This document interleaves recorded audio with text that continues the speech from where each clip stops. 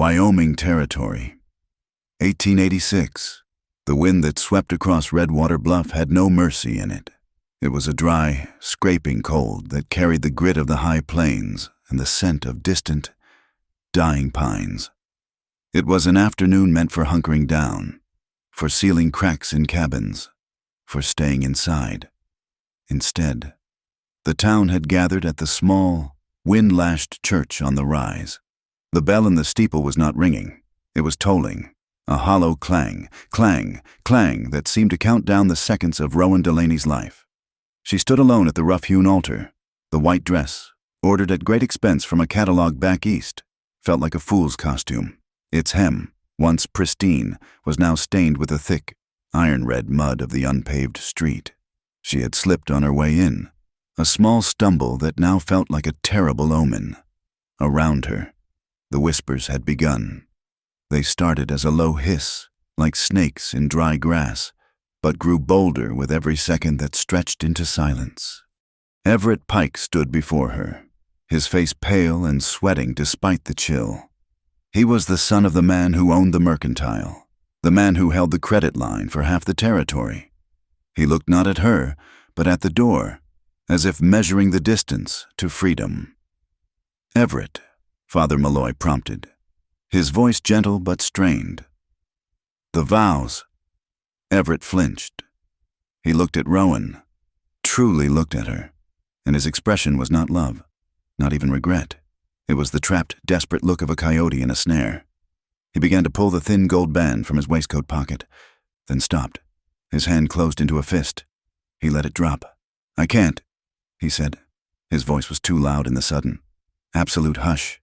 He fumbled with the ring on her finger, the betrothal ring. He twisted it.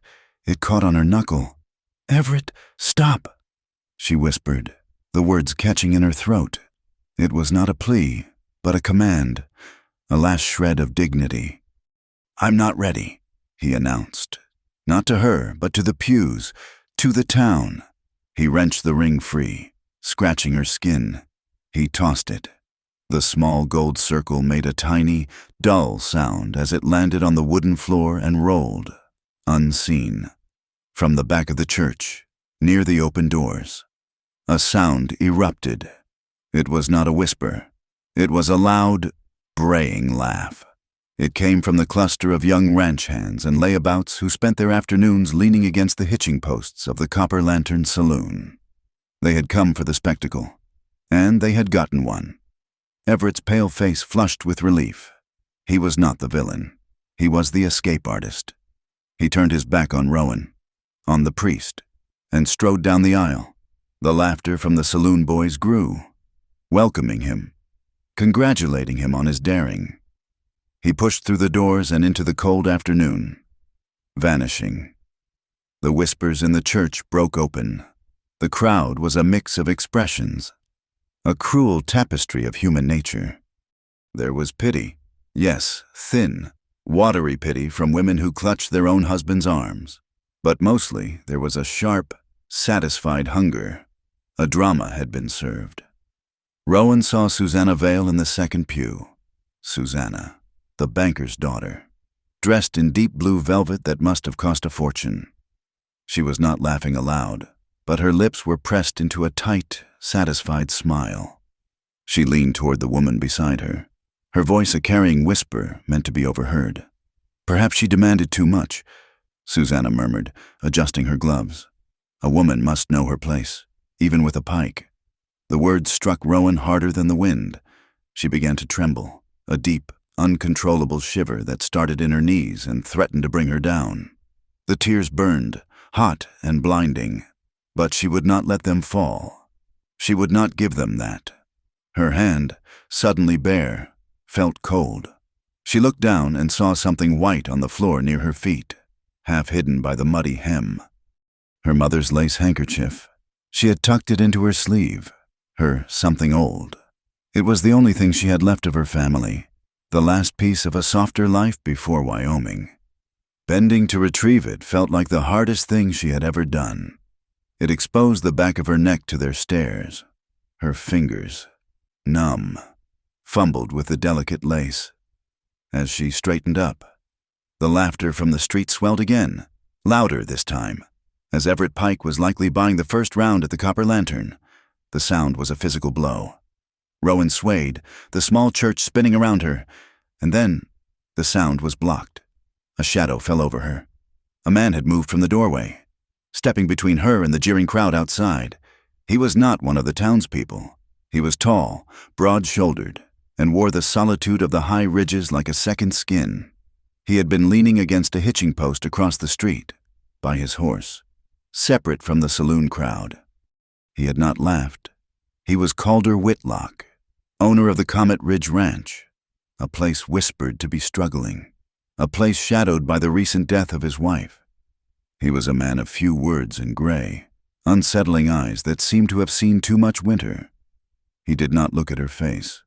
He looked at the wind whipping the thin veil against her cheek.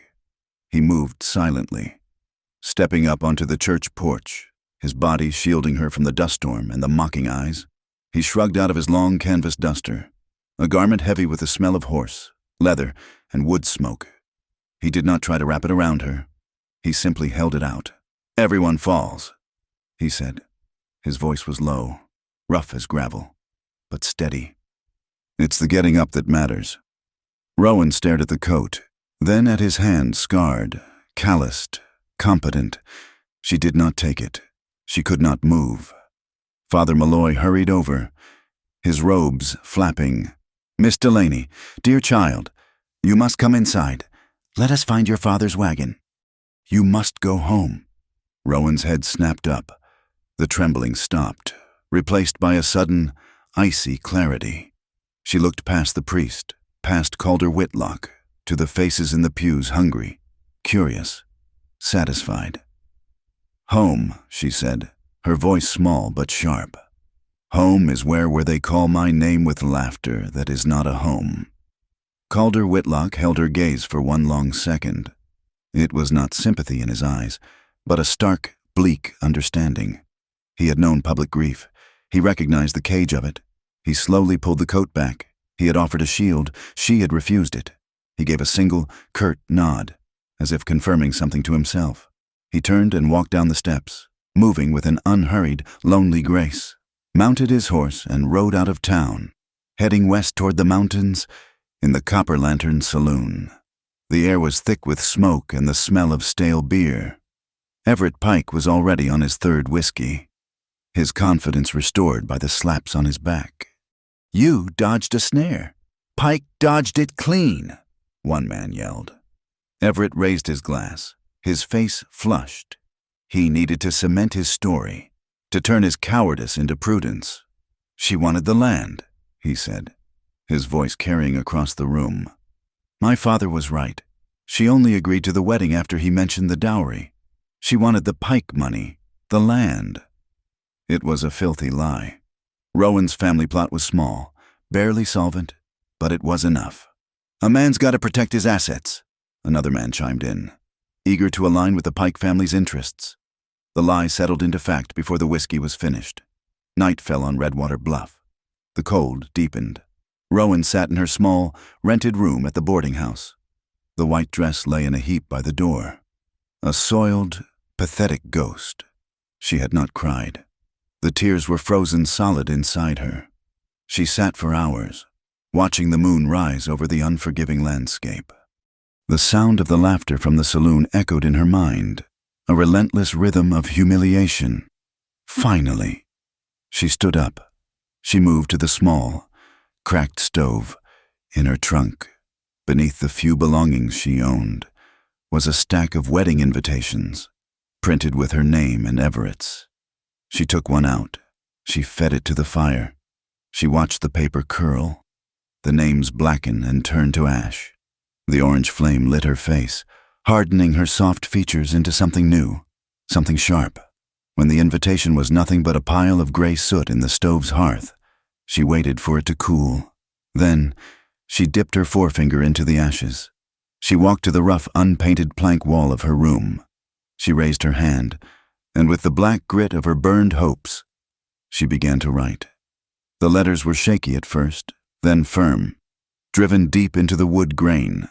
She wrote, "No one laughs forever." The morning air was a slap.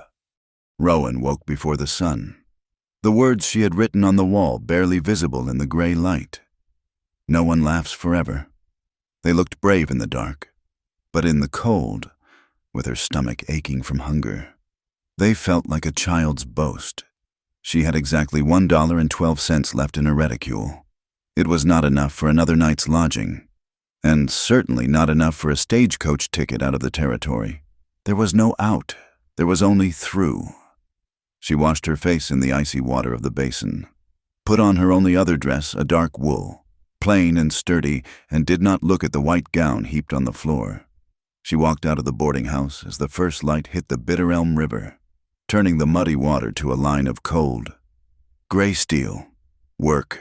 She needed work. The first stop was the seamstress, Mrs.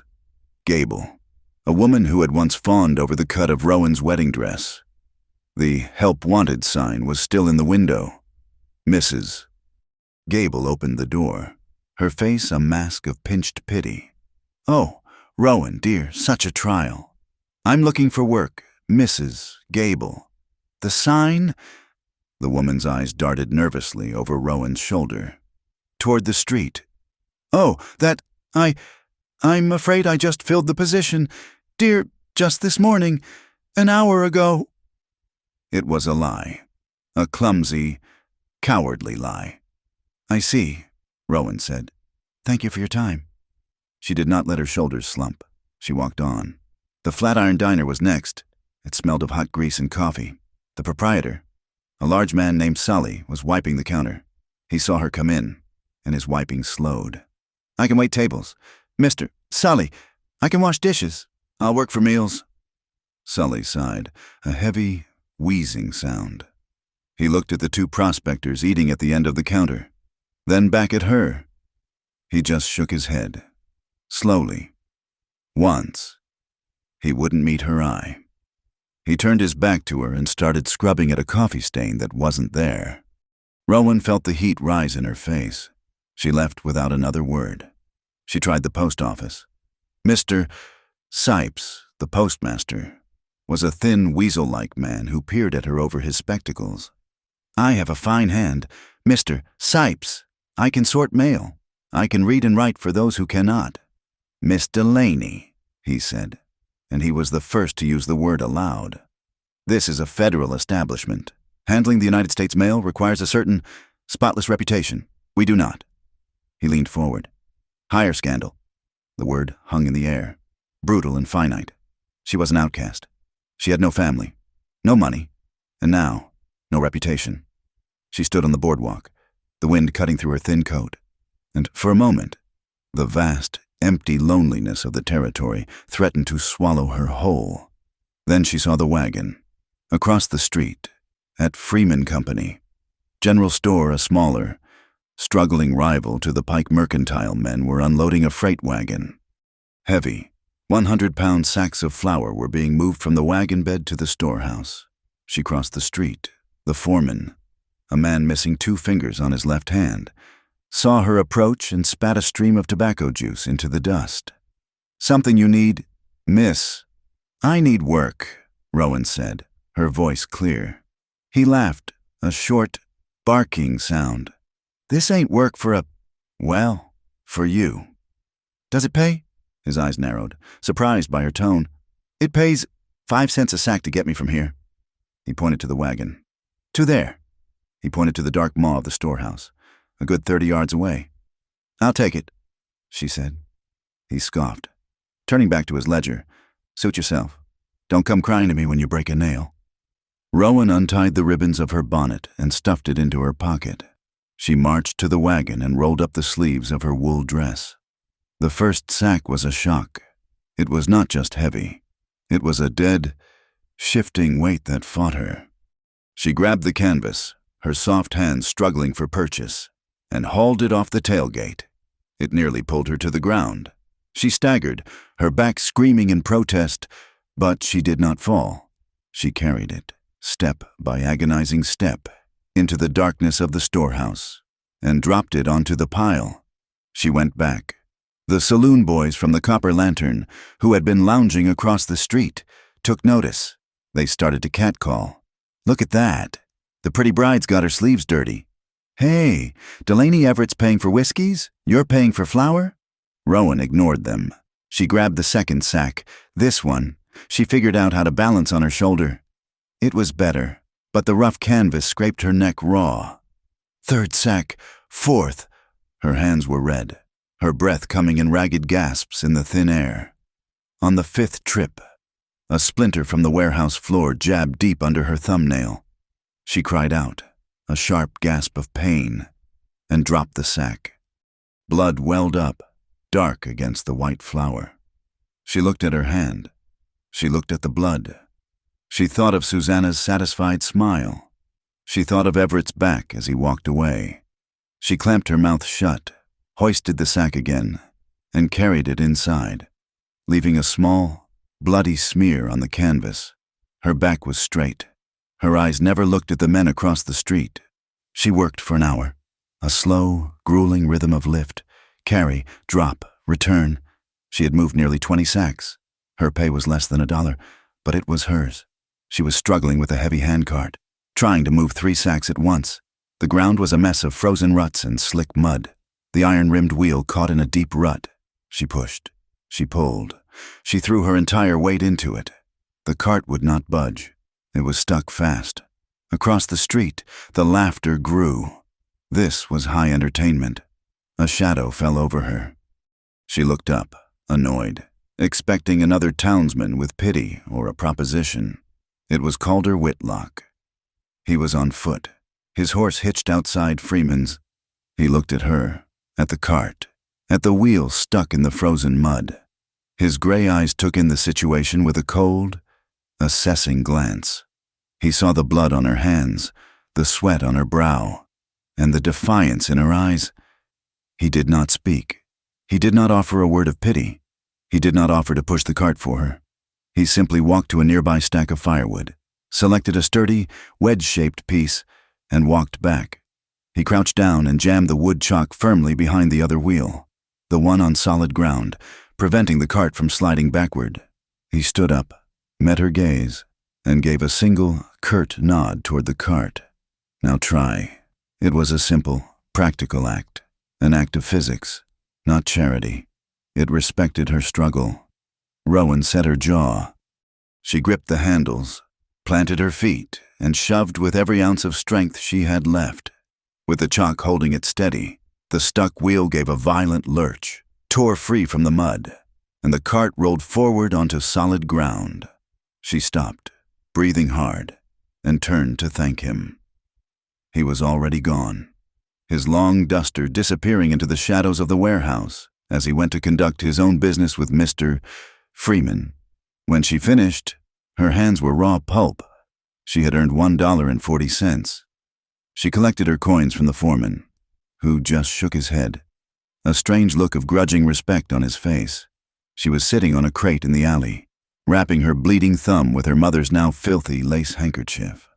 When another man approached, he was big, with a barrel chest and a beard frosted with gray. He smelled of coal smoke and hot iron. "Miss Delaney." His voice was a low rumble. "Yes. Name's Hiram Bell. I'm foreman out at Comet Ridge. Smithy, mostly." She nodded, wary. She recognized the name. This was Calder Whitlock's man. "Mr. Whitlock," Hiram began, looking uncomfortable. He rode ahead. Got business on the high pasture. He's not here." He seemed to think this was important. "But we got a situation. A pack of young'uns out at the ranch, Hand's children. Their mamas are gone. Or busy. They're wild as mustangs. Can't read a letter. Can't cipher a number." He paused, twisting his cap in his hands. "Mr. Whitlock's late wife, Elspeth. She used to school 'em, since she passed last year. Well, it ain't good." He took a breath and made his pitch. "It ain't much. A cot in the old tack room. It's dry.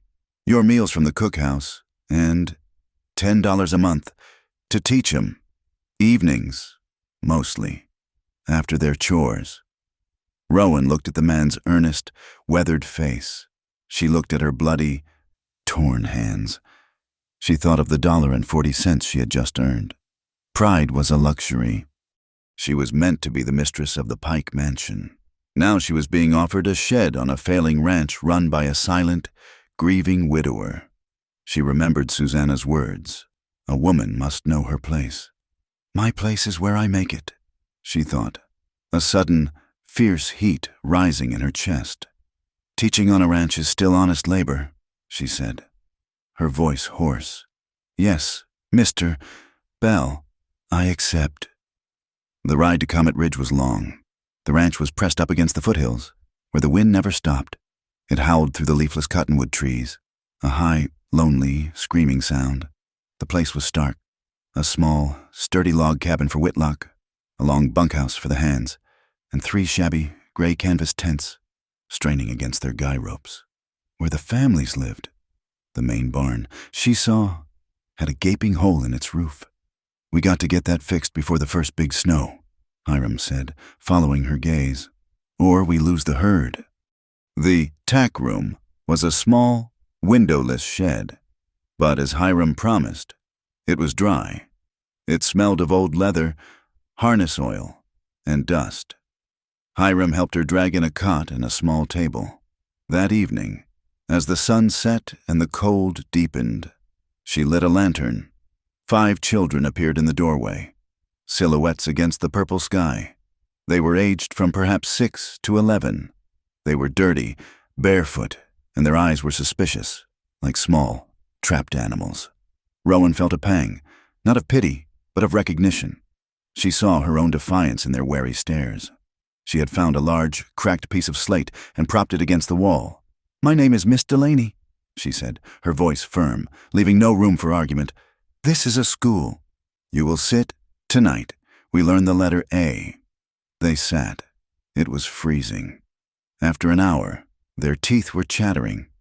Rowan went to the cookhouse, boiled a kettle, and steeped a handful of the dried mint and yarrow she had seen growing by the creek. She served the hot, fragrant tea in tin cups. It was a small thing, but their shoulders unkindled. A week passed. Rowan's hands began to heal, new calluses forming over the blisters. The children stopped shuffling and started watching her. A small girl named Annie, the shyest one, finally laughed aloud when Rowan, frustrated, drew a terrible, lopsided picture of a horse. The sound was a small bell in the cold shed. Rowan noticed the men, too, the tough, grizzled ranch hands. After their dinner, they started lingering on the bunkhouse porch, smoking their pipes. Just outside the circle of lantern light, they sat, listening to her voice as she read aloud from her one book of poetry, teaching the children the rhythm of language. One night, an older hand, scarred and missing an ear, waited until the children left. Ma'am, he'd asked, his hat in his hands, Could you learn me to write my name? I got a sister back in Missouri. I ain't written her in 10 years. The gentle hum of the school became a new sound at Comet Ridge, a counterpoint to the relentless wind. When Hiram went to town for supplies, he heard the new gossip. He came back furious, his face dark. He found Rowan mending the barn door with a hammer and nails she had decided she couldn't wait for the men. That Vale woman. He spat. Susanna, she was in the mercantile, holding court, said, I hear Mr. Whitlock's charity is extended to Miss Delaney. Said it loud, for everyone to hear. A woman without position must take what she can get, I suppose. Rowan's hammer stroke went wide, striking the wood with a jarring thud. Her face was pale, but she did not stop her work. She gave no reply. Her answer came 2 days later. She rode to town with Hiram. She walked past the mercantile without a glance. She went to the small adobe house where Mrs. Alvarez, a widow whose husband had died in the mine, was crying over foreclosure papers from Susanna Vale's father. Rowan sat with her for an hour, patiently reading the English legal text and explaining it in the simple Spanish she knew. Then she took a pen and paper and wrote a letter to the bank, polite, firm, and legally precise, asking for a 30-day extension based on a territorial statute. She stopped at the saloon, not the Copper Lantern, but the one where the old-timers gathered. She found Old Man Hemlock, a veteran who was half blind from Shiloh. She sat with him by the window, in the full light of day, and read the Cheyenne Daily Leader to him, from the political news to the crop reports. When she left, she walked down the center of the street. People still stared. The whispers still followed her, but they were mixed. Now, the word scandal was still there, but it was competing with useful. She was steering her honor by her own work, and as she rode out of town, sitting straight-backed on the buckboard, she did not feel like a victim. She felt like a fighter. The sky over Comet Ridge turned a sick, greenish yellow. It was an unnatural light, and the air grew so still it felt loud. There was no rain, only a tense, electric pressure that made the horses flatten their ears and shift in the paddocks. Then came the sound. It was not a rumble of thunder, but a sharp, dry crack, like a giant's whip striking the stone peaks above them. Dry lightning. The horses exploded. The yearlings, a small herd of 20 or so that represented the ranch's entire hope for the next year, burst into a blind panic. They wheeled as one, thundering hooves tearing the dry ground. Hiram and the other hands were on the far side of the property, mending the very hole in the barn roof that had worried him. They were too far away. Rowan was outside the tack room, cleaning the slate for the evening's lesson, when she saw the movement. A dun colt, wild-eyed and terrified, broke from the pack.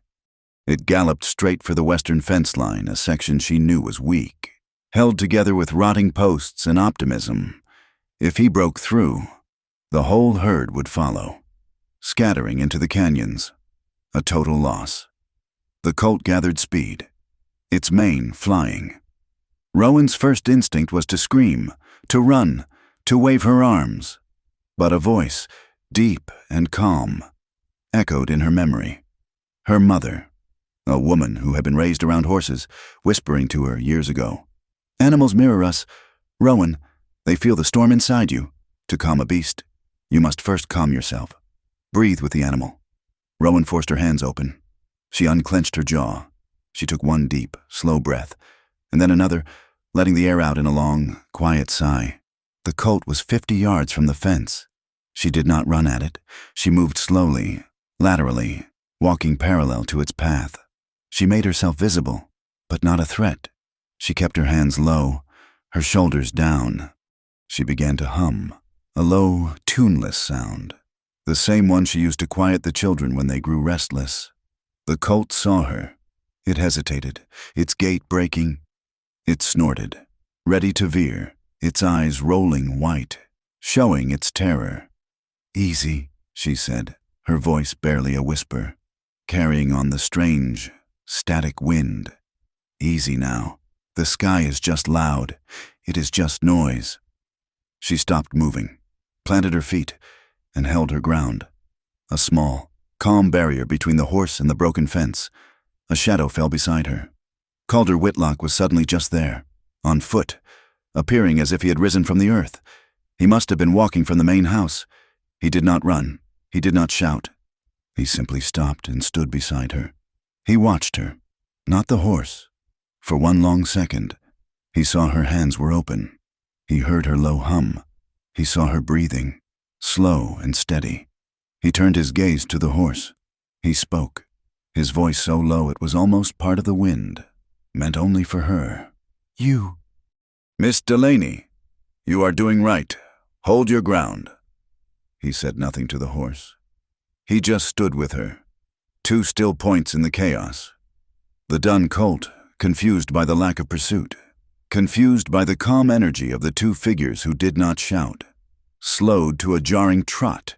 It shook its head, snorted violently, and then, as if the panic had simply found no purchase, it stopped. It turned and trotted back toward the rest of the herd, which was already settling down. The danger had passed in less than 30 seconds. The entire ranch seemed to exhale at once. From across the property, Hiram, who had climbed down from the roof in terror, let out a whoop. He jogged toward them, wiping his brow. "I'll be damned," Hiram panted, looking from Calder to Rowan. He stared at her as if seeing her for the first time. "I saw it. He was ready to bust clean through. The girl's got fire." Rowan only then realized she was shaking. the adrenaline leaving her body in a sudden, cold rush. The wind, as if angry at being ignored, gusted violently. It tore at the heavy woolen shawl she wore, whipping it up and across her face, blinding her in a tangle of fabric. She gasped, struggling to free herself. A hand, rough and warm, caught the edge of the wool. Calder. He pulled it free from her face, his calloused fingers brushing her cheek. He held the shawl out. "You'll need this tied." He did not wait for her to take it. He produced a short leather thong from his pocket, the kind used for mending tack. "Turn." She obeyed, her heart still hammering. He looped the shawl behind her neck. Bringing the ends together in the front, he deftly threaded the leather thong through the wool, tying a simple, secure knot. His knuckles brushed the skin of her throat. Her skin was chapped and cold. His hand was rough as worn wood, but it radiated a heat that startled her. It was not a gentle touch. It was practical, an anchor. "Thank you," she whispered. "The fence," he said, his voice flat again. "All business. This is why they test it. It's weak." He turned and walked toward the broken section. He did not ask for help, but Rowan, still feeling the warmth of his touch on her skin, followed him. For the next 2 hours, they worked. Calder reset the main post, his muscles straining in a way that was both powerful and economical. He used no wasted motion. Rowan, seeing what was needed, fetched the tools from the shed, dug out the old nails, and held the new rails steady as he hammered them into place. He handed her the hammer. "You nail the cross braces, I'll string the wire." They fell into a rhythm, the thud of his post-hole digger biting the earth, the sharp, high clang of her hammer striking the spikes. It was a language without words. His rhythm was steady, deep, relentless. Hers was faster, lighter, but just as determined. Thud, clang, thud, clang. It was like 2 heartbeats, finding a shared cadence against the howl of the wind. They did not speak again until the job was done. As the sun began to dip, painting the strange sky in shades of bruised purple, Hiram rode up again. His face was grim. The momentary relief of the morning was gone. "Boss," he said, dismounting, "I just came from town, picked up the mail. And this." He held up a copy of the Town Gazette. "It's bad." Calder stopped coiling the leftover wire, his stillness absolute. "What is it?" "It's Everett Pike." Hiram spat, as if the name were poison. "He's filed a formal petition with Judge Amos Trenholm. He's citing commercial progress. He wants priority water rights to the Bitter Elm." Rowan felt a cold dread that had nothing to do with the wind. The Bitter Elm River was the single artery that fed Comet Ridge. It watered the horses, the cattle, the small garden that fed the hands. "What does priority mean?" she asked. "It means," Calder said, his voice dangerously soft, "that he wants to build his new grist mill upstream. It means he gets to dam the creek and take what he needs before it ever gets to us." He looked at Hiram. "How much?" "He's petitioning for 60% of the flow." Hiram said, "Boss, that won't just hurt us. That'll kill us. We'd be dry by midsummer. We'd lose the herd. We'd lose the ranch." Calder's face was a mask of cold fury. This was not a petty insult. This was an execution. Everett was not just trying to humiliate Rowan. He was trying to destroy the man who had offered her shelter. Rowan looked at the trickling creek, the lifeline of this place that had become her sanctuary. She thought of her school, the children, the men who listened from the porch. She thought of the lies in town. "He'll base it on lies," she said, thinking aloud. The 2 men looked at her. "He'll claim the ranch is failing anyway." She continued, her mind working quickly, the logic fitting together like one of her lesson plans. "He'll claim the water is being wasted. He'll say you don't use it, or that the flow is already too low to matter. He will build a case on rumors. And a judge will listen to rumors when they're told by a Pike," Hiram said bitterly. "Then we must answer with truth," Rowan said. She stood straighter. "We must answer with facts that cannot be argued." Calder watched her, his gray eyes intent. "What facts?" "Miss Delaney." A record. A journal. She looked at the water, then back at him. We start tonight. We create a water log. We will measure the depth of the creek at the same 2 spots. Every sunrise and every sunset. We will record the weather. We will note how many head of cattle water there each day. We will note every bucket taken for the cookhouse. She tapped her temple. My hand is clear. My numbers are neat. When Everett Pike presents his petition of rumors, you will present the court with a ledger, a dated, signed, factual record. We will prove he is not just taking water, he is stealing our livelihood. We will use his own father's tools law and ledgers against him. Hiram stared, his mouth open. Calder looked at her for a long, silent moment. The wind whipped a strand of hair across her face, but she did not brush it away. Her eyes were locked on his, fierce and intelligent. Slowly, the ice in his expression cracked. A small, almost imperceptible smile touched the corner of his mouth. It was the first time she had ever seen it. Hiram, Calder said, his voice holding a new note of rough amusement. Go tell the cook we have a new line item in the budget. We'll need to buy ink and ledgers. He turned back to Rowan, the smile fading but leaving a warmth in its place. You have the head of a lawyer, Miss Delaney, and the hands of a rancher. That night, Rowan did not go to bed. She lit a lantern and walked to the water trough, where the overflow from the creek ran. She dipped a measuring stick in, noted the level on a clean page in her notebook. She noted the time, the date, and the dry, windy weather. She looked at her reflection in the dark water, distorted by the lantern light. She saw the smudge of dirt on her cheek, the rawness of her knuckles, the fatigue in her eyes. She did not see the woman who had stood trembling in a white dress. That woman was a ghost. I am no longer the jilted bride, she whispered to her own reflection. I am the woman who measures the water. The water log became Rowan's anchor.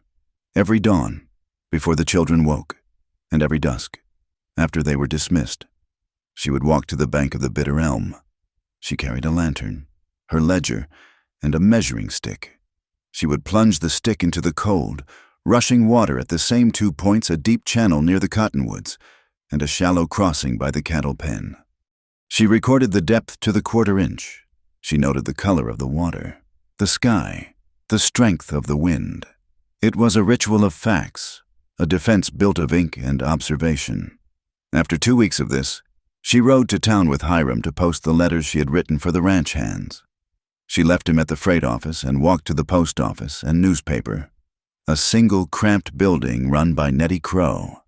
Nettie was a sharp, bird-like woman in her 50s, whose wire-rimmed spectacles seemed to see everything. She ran the telegraph, sorted the mail, and single-handedly wrote and printed the Redwater Bluff Chronicle. She saw Rowan enter and immediately jerked her head toward the back room, away from the 2 prospectors waiting by the counter. You need to know what they're planning, Nettie said, her voice a low, rapid hiss. She did not waste time on pleasantries. It's not enough they tried to ruin you. Now they're planning to celebrate it. Rowan felt a familiar coldness settle in her stomach. What do you mean? The Pikes and the Vales, Susanna's family. They are hosting an autumn harvest ball at the new town hall this Saturday. Nettie tapped a stack of elegant, cream-colored invitations on her desk. It's a joint venture. They're announcing the formal engagement of Everett and Susanna. But that's not the point of it. What is the point? Nettie. It's a scandal clearing, Nettie said flatly. It's a social maneuver, planned by Susanna. She wants the entire territory's elite, the bankers, the cattle barons, the judge, all in one room. She wants them to see her and Everett, blessed by both families. They're rewriting the story. They're turning your wedding into a minor, unfortunate delay. They're making you the footnote, and them the main event. They are washing their hands of you in public. Rowan, and they're using lie. Rowan's new calluses stung. They are cementing their alliance. So the judge sees the Pike and Vale families as one, just in time for the water hearing. Exactly. Nettie nodded. It's all one and the same. The water, the wedding, the money, and they're not stopping there. The next morning, Rowan saw it, It was pasted squarely in the center of the town's public notice board, where marshals' postings and land auctions were hung. It was a large, professionally printed broadsheet. The headline was thick and black. A warning to the good citizens of Redwater Bluff. Her blood ran cold. She stepped closer, her hands fisting at her sides. Beware, it read. The unwomanly ambition that seeks to divide us. Beware the serpent who, finding herself justly cast out, seeks shelter only to strike the hand that feeds. There is a certain teacher operating at the ranch of a good, grieving man. Let it be known that this woman uses her lessons for purposes other than education, preying on a man's sorrow to secure a position she could not earn honestly. She is a danger to our moral fiber and a stain on this community. It was signed, simply, a concerned citizen. A small crowd was gathered, reading it. They were whispering. When Rowan stopped before the poster, the whispering died.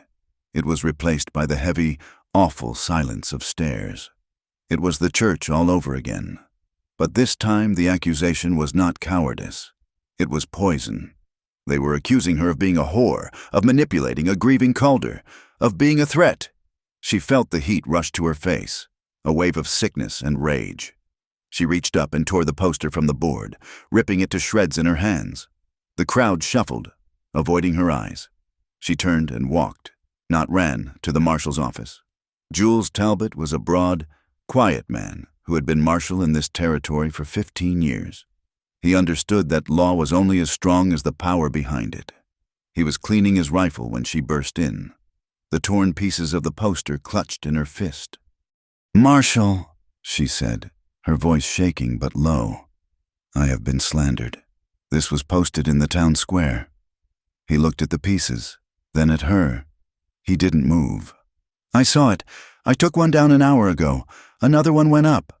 "This is libel, Marshal. It is a lie, meant to destroy my livelihood. It accuses me of indecency." Talbot sighed, laying a newly oiled cartridge on his desk. "Miss Delaney, libel is a hard river to cross. That poster don't name you." "It doesn't have to," she countered, her patience snapping. "A teacher at a grieving man's ranch. How many of those are there in Redwater Bluff 1? Me, the intent is clear. Intent is a ghost. Miss, hard to put in irons." He said, "I want to file a formal complaint. I want you to find the concerned citizen who paid for this." He finally looked up, his eyes sharp. "You got any idea who wrote it?" "I know who paid for it," she said, her voice dropping. "Everett Pike, or Susanna Vale." "Miss Delaney," he said, leaning back, his chair creaking. "Knowing and proving are two different horses. You bring me a saddle for that horse, I'll ride it. You bring me something solid, a name, a witness who saw them pay the printer, and I will act.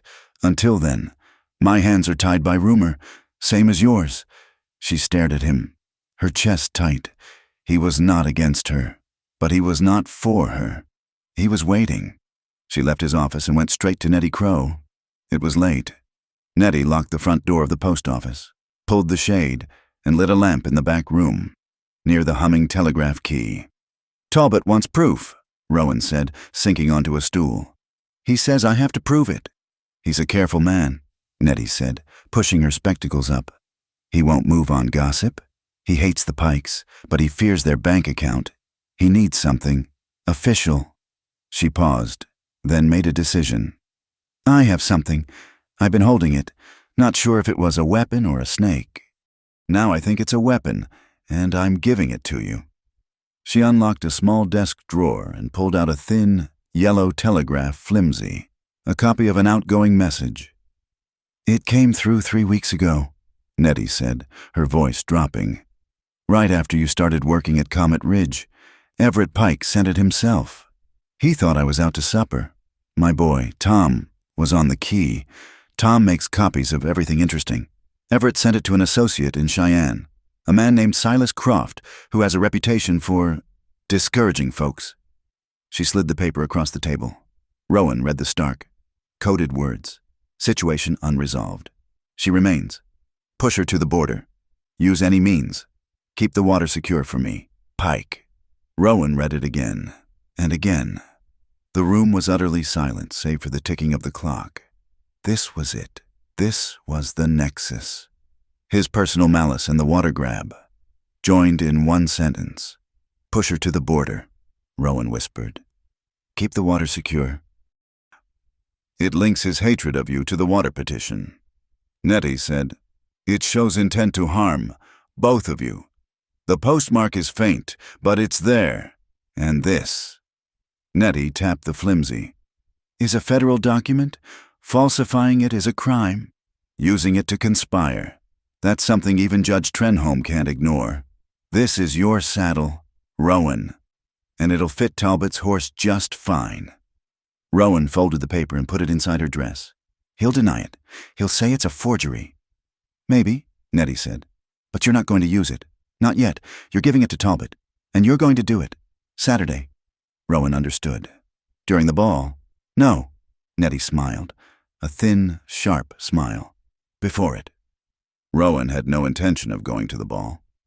She was not invited, and she would not give them the satisfaction of having her thrown out. She had other work to do. On Saturday evening, as the musicians at the town hall began to tune their fiddles, Rowan was in her shed at Comet Ridge. By the light of her lantern, she was carefully copying pages from her waterlog. But she had added a new section. For the past week, she had not just measured the creek. She had walked it. She had walked 5 miles upstream, past the Pike property line, and she had found what she was looking for. She wrote a short, polite cover letter. "To His Honor, Judge Amos Trenholm. Please accept this preliminary data regarding the Pike water petition. Enclosed, you will find the water log for Comet Ridge for the past 28 days. I draw your attention to the entries for October 10th, 11th, and 12th, 3 days before Mr. Pike filed his petition. You will note the water level at our ranch dropped by nearly 30% on those days, despite there being no rain." She took a deep breath and wrote the final lines. "This discrepancy was caused by a temporary, illegal diversion dam, constructed of sod and rock, upstream of my measurement point. The dam was designed to lower the creek's flow, to create the illusion of a dying stream, and justify Mr. Pike's claim that the water was being wasted by Comet Ridge. The dam was removed on October 13th, the day after he filed. The proof of his fraud is in these numbers. Respectfully, Rowan Delaney." She sealed the letter, along with the copied pages, in a thick envelope. She handed it to Hiram. "Ride to town," she said. "Give this to Marshal Talbot personally. Tell him he is to deliver it to Judge Trenholm. Tonight, in the middle of the ball." Inside the town hall, the party was in full swing. Susanna Vale was radiant in a dress of dark green silk. Everett was at her side, accepting congratulations, his confidence restored. Judge Trenholm was holding a glass of punch when Marshal Talbot, still in his dusty boots, entered the hall and handed him the envelope. The judge opened it, his face curious, then darkening with every page he read. At that same moment, a laugh erupted from the corner. A Pike hireling had just pinned a large, crude drawing to the wall. It was a caricature of Rowan, drawn as a skinny, desperate creature with wild hair, holding a schoolbook in one hand and clinging to the coattails of a tall, sad-looking man in a duster. The caption read, "My next lesson." Everett and Susanna both laughed, a clear, cruel sound. The main doors of the hall opened. The music stopped. The laughter died. Calder Whitlock stood in the doorway. He was not in formal wear. He was in his clean, dark canvas duster, his hat held respectfully in his hand. He never attended these events. His presence was a shock. He did not look at Susanna. He did not look at the judge. His gray eyes scanned the room, found the caricature, and fixed on it. He walked calmly, his spurs silent on the polished floor, directly to the drawing. The crowd parted for him. He did not look at the men who had pinned it up. He simply, carefully, unpinned the paper. He folded it once, walked to the large fireplace at the end of the room, and dropped it into the flames. He watched it curl, blacken, and turn to ash. Susanna, her face a mask of fury at this silent, public rebuke, glided into his path as he turned to leave. She gave a short, tinkling laugh and deliberately dropped her silk fan at his feet. "Oh, Mr. Whitlock, you must be so tired," she said, her voice carrying across the silent room. "So kind of you to come all this way for town business." He looked at her, his eyes as cold and flat as winter stone. He did not bend to pick up the fan. Susanna's smile tightened. She spoke even louder, to the entire room. "It is so predictable. Is it not pitiful little creatures always cling hardest to a widower's coat? They mistake a man's grief for an opportunity." Calder held her gaze for one more second. Then, without a word, he turned his back on her and walked out of the hall. The silence he left behind was a judgment. The next morning, a deputy rode out to Comet Ridge. He carried a formal summons, not just for Calder, but for Miss Rowan Delaney. He carried another for Everett Pike, and one for his father. "Judge Trenholm requires your presence. 10 o'clock tomorrow, at the courthouse," the deputy said, handing Rowan the paper. "It's a formal inquiry into the matter of the Bitter Elm water rights, and allegations of fraud. The joke is over. Miss, this is a court matter now." News traveled fast. That afternoon, Rowan was in town, buying the ink she had been promised, when Everett Pike stepped out of his father's mercantile. His face was a mottled, ugly red. "You," he hissed, blocking her path on the boardwalk. "You think you're clever. That pathetic little logbook my father will crush you. He'll crush that sad, bankrupt ranch and that silent fool you're hiding behind." Rowan stopped. She did not flinch. "Move aside, Everett." "You're nothing," he shouted, his voice cracking, drawing stares from across the street. "You hear me? You're just a cast-off, a jilted, penniless nobody. I made you a laughingstock, and that's all you'll ever be." Rowan looked at him. She saw the panic in his eyes, the weakness. The man who had abandoned her at the altar was now a child having a tantrum. She let the silence stretch, his insults hanging in the cold air. "Yes, you did," she said, her voice clear and steady, cutting through his rage. "You made me a laughingstock, but this cast-off can read law, and this nobody knows how to write down numbers. We will see which one Judge Trenholm values more." She stepped around him, leaving him trembling in the street. Across the way, Marshal Talbot watched the entire exchange from his office window. He took a long, slow sip of his coffee. "The last laugh, Pike," he said to the empty room. "It ain't always the loudest." The summons was a victory, but it felt like a declaration of war.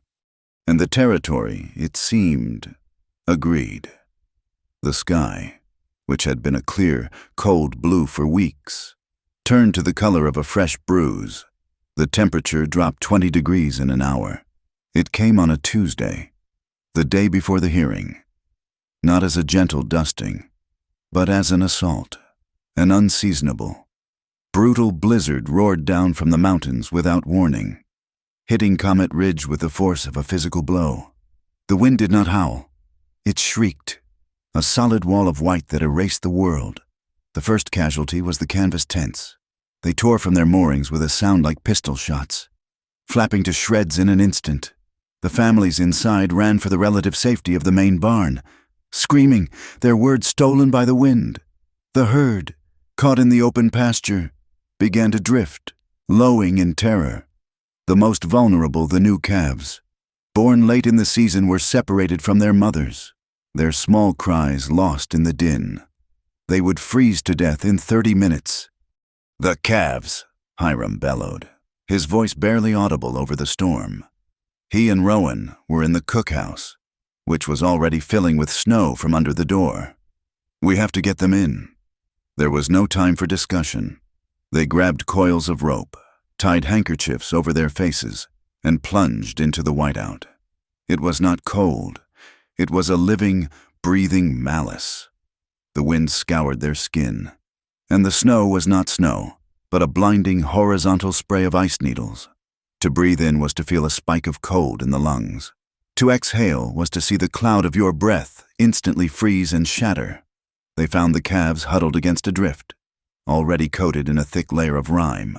Rowan and Hiram worked as a team, Wordless and desperate, Hiram, with his brute strength, would grab a calf, heave it to its feet, and half drag, half carry it. Rowan, smaller but faster, would rope two at a time, pulling them, stumbling and falling, toward the barn, her chapped hands burning on the frozen hemp. They were fighting for every foot. The barn was 100 yards away, but it felt like a mile. Inside the main house, Calder burst out, his face a mask of iron.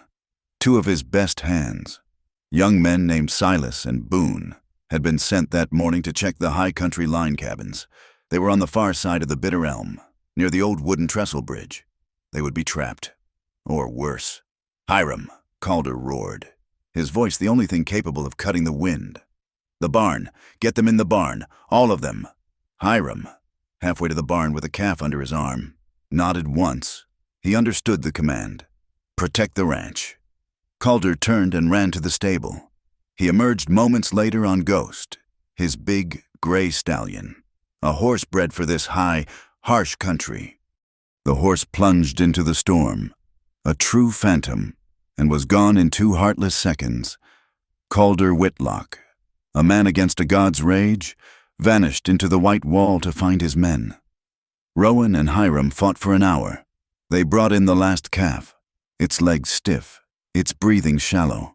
They slammed the barn doors shut, the wood groaning against the wind.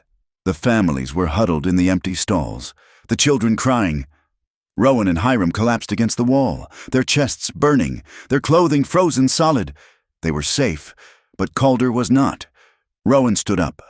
She walked to the small, cracked window of the barn. Rubbing a circle of frost away with her sleeve, she could see nothing. The world was a churning, white void. She thought of him out there, alone, riding toward a creek that would now be a raging, ice-choked torrent. "He's riding for the trestle," Hiram said, coming to stand beside her.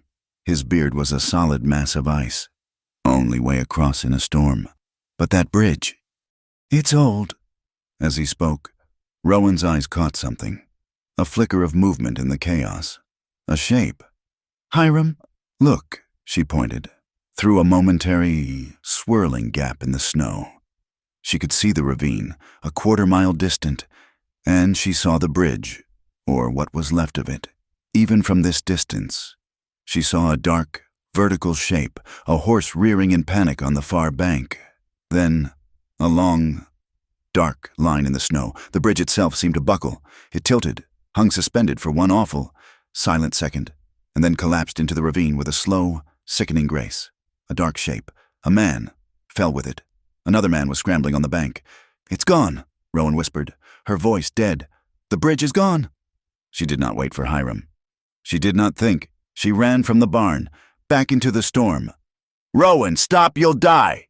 Hiram shouted, running after her. She ran to the shed.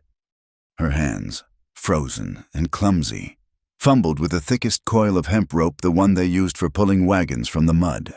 She slung it over her shoulder and ran toward the ravine. She could not see. She ran by memory, stumbling over drifts, falling to her knees, getting up, her lungs on fire. The wind tore at her, trying to push her back. When she reached the lip of the ravine, the sight was worse than she had imagined. The bridge was a shattered pile of timbers in the churning. Black water, which was already choked with ice floes. On the far side, Ghost stood, riderless, stamping and screaming. Below her, on a narrow ledge of shale rock just 5 feet above the water, were 3 men. Calder, he was half in, half out of the water, holding onto a broken piece of the trestle. He was using his body to shield one of his men. Boone, who was clearly injured, his leg at a terrible angle. The third man, Silas, was clinging to the rock face, his eyes wide with terror. They were trapped. The shale was crumbling. They would be swept away in minutes. "Calder!" she screamed. He looked up. His face was a mask of snow. He saw her. He saw the rope. He could not shout, but his expression was a clear command. "Throw it." She uncoiled the rope. The wind snatched it. A cruel joke. "It won't reach," she cried. Calder pointed, not at himself, but at an old, skeletal pine tree that jutted out over the ravine, downstream from them. There, Rowan understood. She scrambled through the snow, the rocks tearing at her frozen trousers. She reached the tree. She threw the rope over and over until she managed to get the end of it snagged on a thick, dead branch. She pulled it taut. The rope now hung down, dangling 20 feet from Calder. "I can't pull you," she screamed. "The branch will break." Calder shook his head. He pointed at the base of the pine tree, then at her. He was telling her to anchor it. She wrapped the rope 3 times around the base of the tree trunk, but it was not enough. If all 3 men put their weight on it, the knot would slip. She looked at the rope. She looked at the men. She made a decision. She wrapped the end of the rope, the last 10 feet of it, around her own waist. Twice, she tied a thick, desperate knot. Then she lay down flat on the frozen ground, facing the tree, wedging her boots against a rock. She became the anchor. "Pull!" she screamed, her voice tearing. "It's secure, I have it." Calder moved. He tied the injured Boone to the dangling rope. He and Silas, using the last of their strength, pushed the man off the ledge, swinging him out over the water. The rope went taut. Rowan felt the pull, a violent, fiery jerk that tore the breath from her body. The rope bit deep, crushing her ribs, the friction burning through her frozen clothes. She screamed, a raw, animal sound, but she did not budge. Her boots held. The tree held. She held.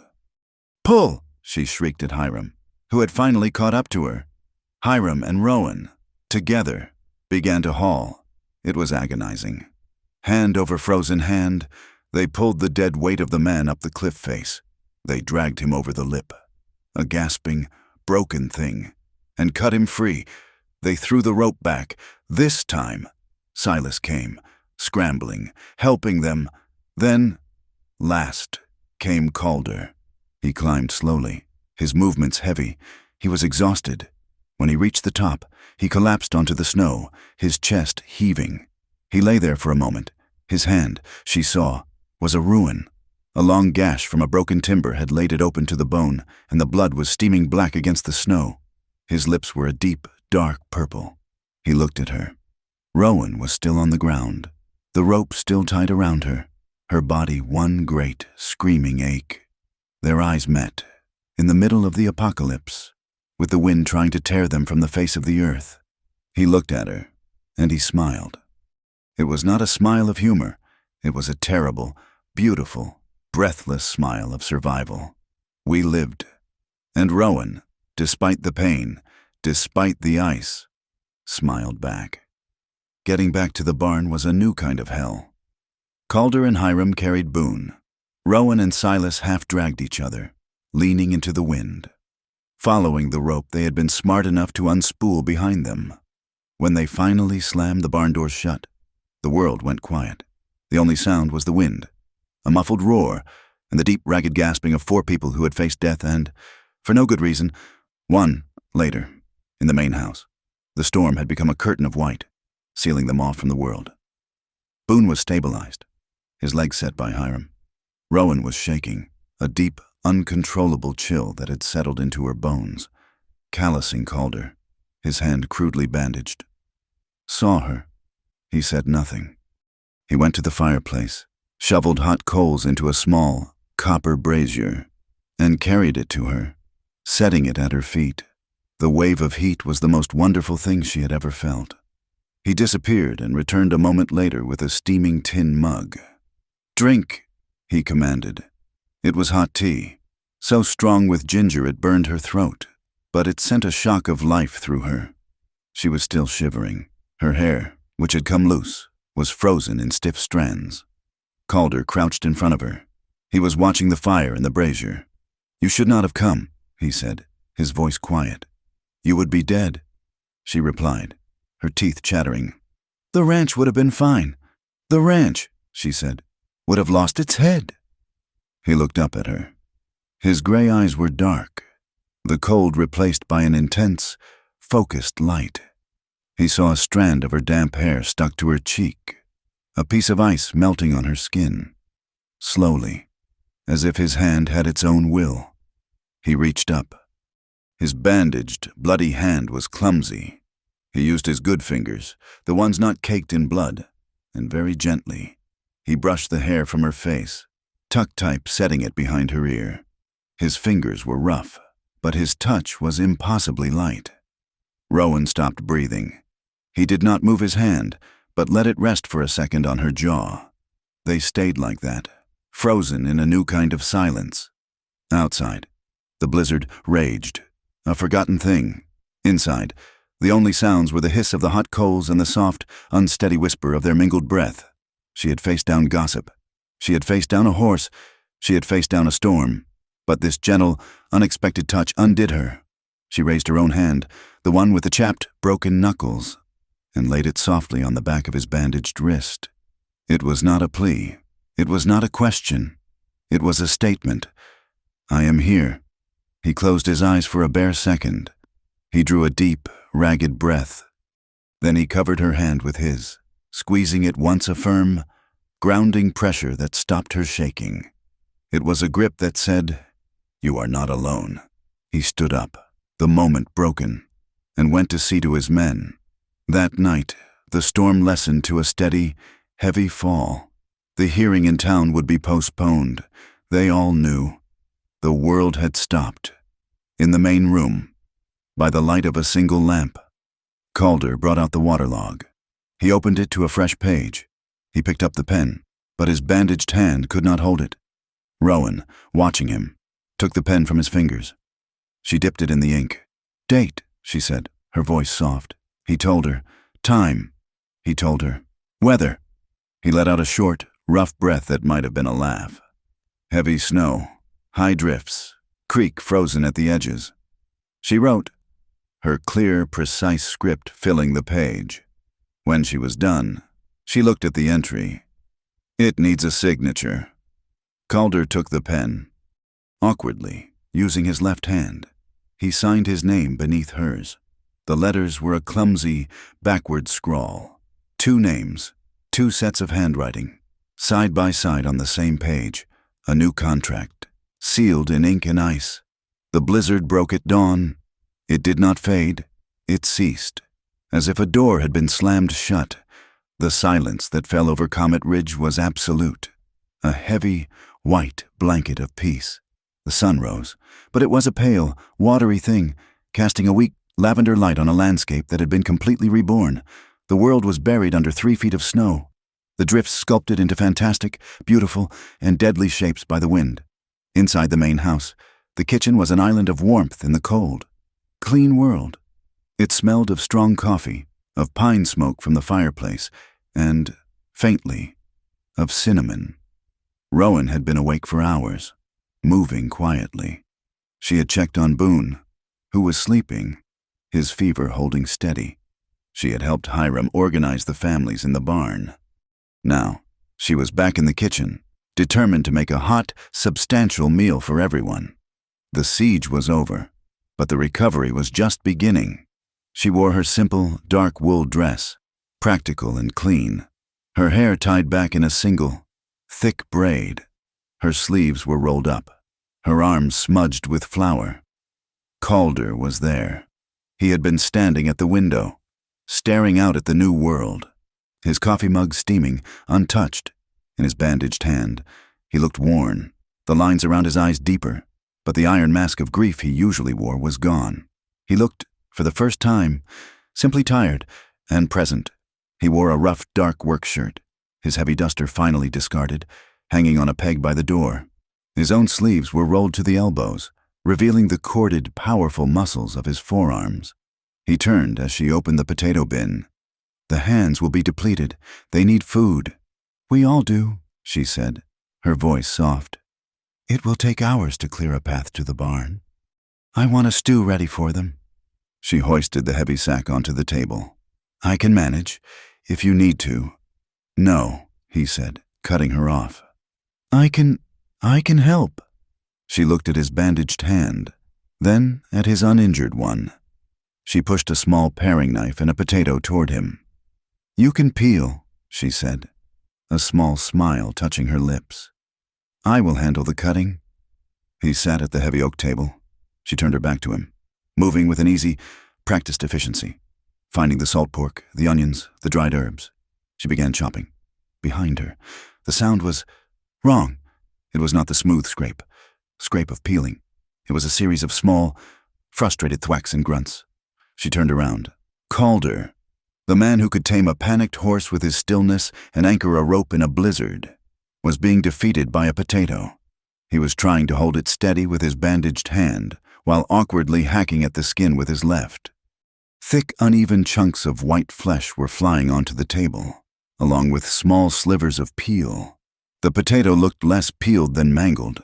He cursed under his breath, a low, frustrated sound.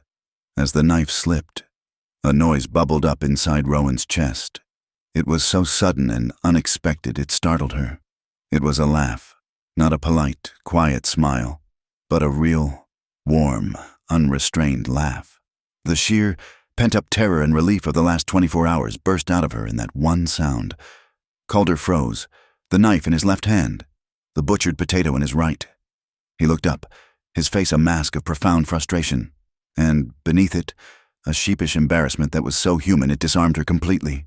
"I apologize," she said, though she was still smiling, the laughter making her eyes bright. "It is not funny. You are doing your best." "It appears my best," he said, his voice a low grumble as he glared at the vegetable. "Is not very good." Rowan walked over to the table. She gently took the paring knife from his hand, her fingers brushing his. "Mr.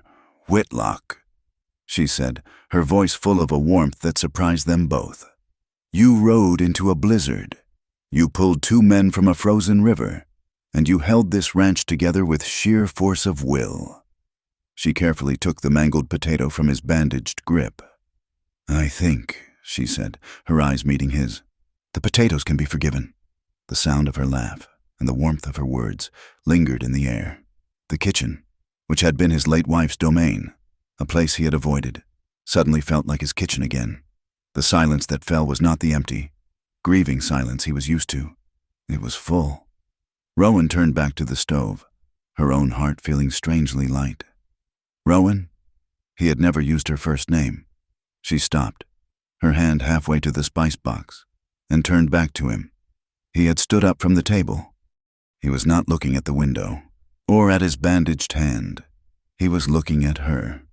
The man of few words, the man of iron and ice, was struggling. He raised his uninjured hand, slowly, and laid it flat against his own chest. "Since Elspeth passed," he said, his voice very low, "this house, it has been still frozen, like the creek was this morning." He swallowed, the admission costing him. "My heart," he said, his gaze locked on hers, "has been quiet for too long.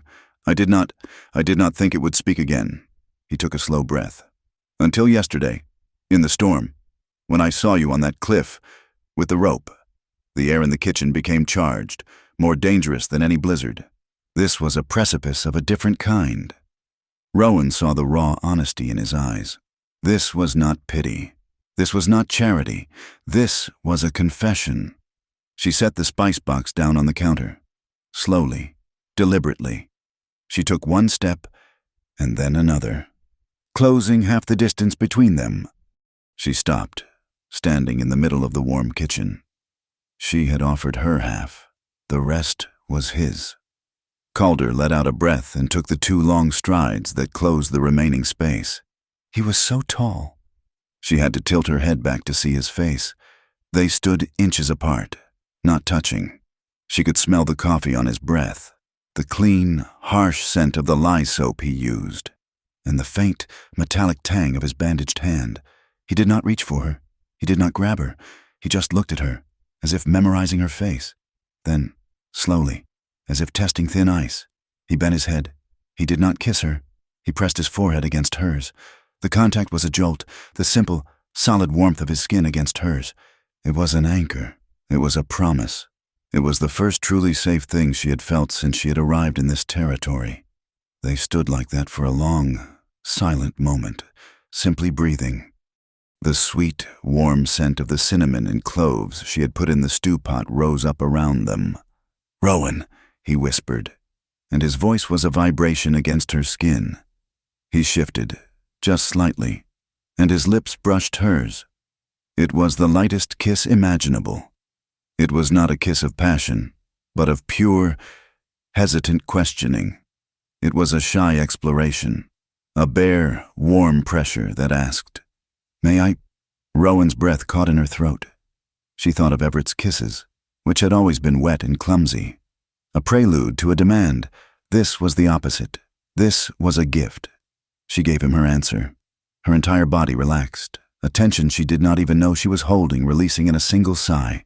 She tilted her head, a fractional movement that met his pressure. Her hands, which had been clenched at her sides, rose. She laid them on his shoulders, feeling the hard, solid muscle beneath the rough shirt. It was all the answer he needed. He pulled back, just an inch, his eyes opening, his gray gaze clouded with an emotion she could not name. "Is this," he began, his voice rough with a vulnerability that tore at her. "Is this all right?" "Yes," she whispered, her voice a little unsteady. Her fingers tightened on his shoulders. "Yes, but..." Slowly, a profound wave of relief washed over his features. He let out a shaky breath that was almost a laugh, and he closed his eyes again. This time, when he kissed her, the hesitation was gone. It was still gentle, but it was sure. His lips moved over hers, learning her, tasting her. He was not demanding, not taking. He was receiving. He tasted of coffee and the deep, quiet loneliness of a long winter. Rowan, who had built a fortress of ice and iron around her heart, felt the walls, the gates, the entire structure simply melt. The defiance, the anger, the bitter humiliation of the past weeks, it all washed away in the simple, profound warmth of his mouth. She kissed him back. She let her hands slide from his shoulders up into the thick, clean hair at the nape of his neck, her fingers twining. He responded as if she had anchored him. His arms, which had been at his sides, came around her. His bandaged hand rested carefully, gently, on the small of her back. His other arm wrapped around her completely, pulling her flush against his body. It was a revelation. He was so tall, so broad, so solid. She felt, for the first time in her memory, small, and in that smallness, she felt an absolute, unassailable safety. They held each other, the kiss deepening, then breaking, then starting again. Small, soft kisses on her cheek, her temple, her jaw. He buried his face in her hair, inhaling, his arms tightening around her. She pressed her face against his chest, hearing the steady, slow thump, thump, thump of his heart. It was the calmest sound in the world.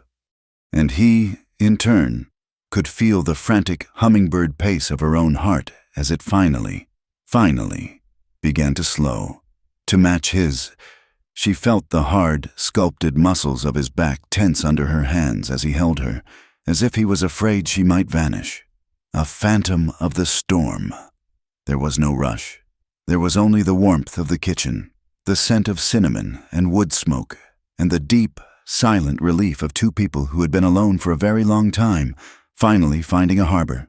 They stood like that, lost in the new, quiet rhythm, until a sudden, sharp draft of cold air slipped in through the crack in the kitchen window.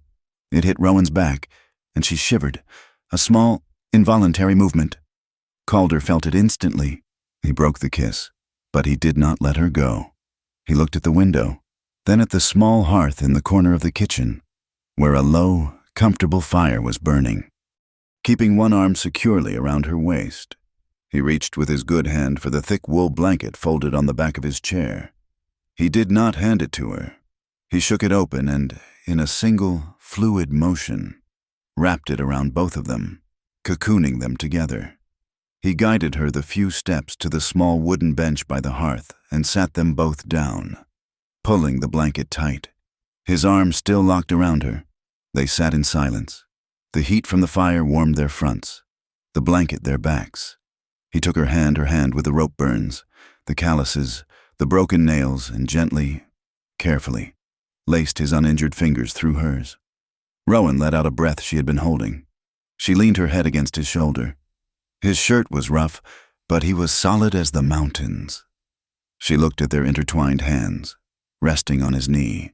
She looked at the small, shy, almost disbelieving smile that was touching the corners of his mouth.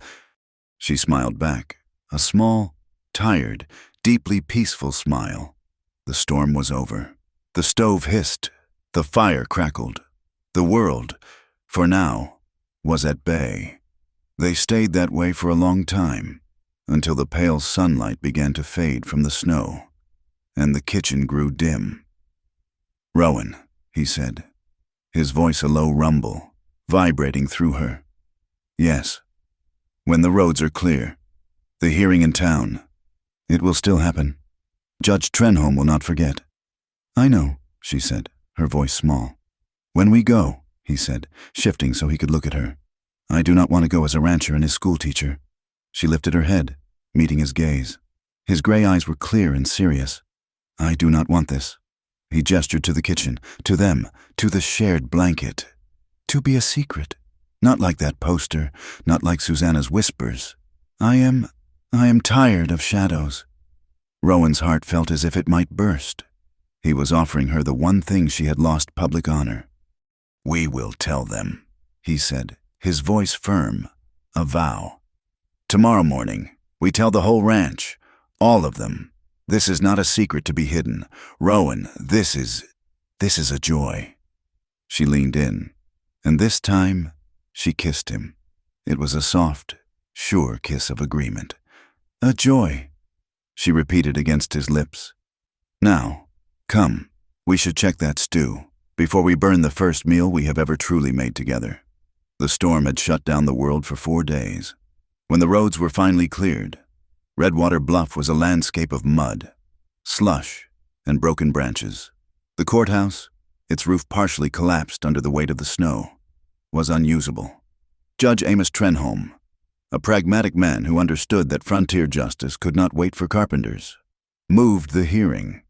The new venue was the town granary, a large, drafty building that smelled of old barley and dust. It was the only structure left standing that was large enough to hold the entire town, and the entire town had come. They crammed onto wooden benches brought in from the church. They sat on sacks of feed, and they stood 3 deep against the back wall. The air was cold, their breath pluming. This was better than any traveling show. This was a reckoning. Judge Trenholm sat at a rough plank table, his gavel a simple wooden mallet.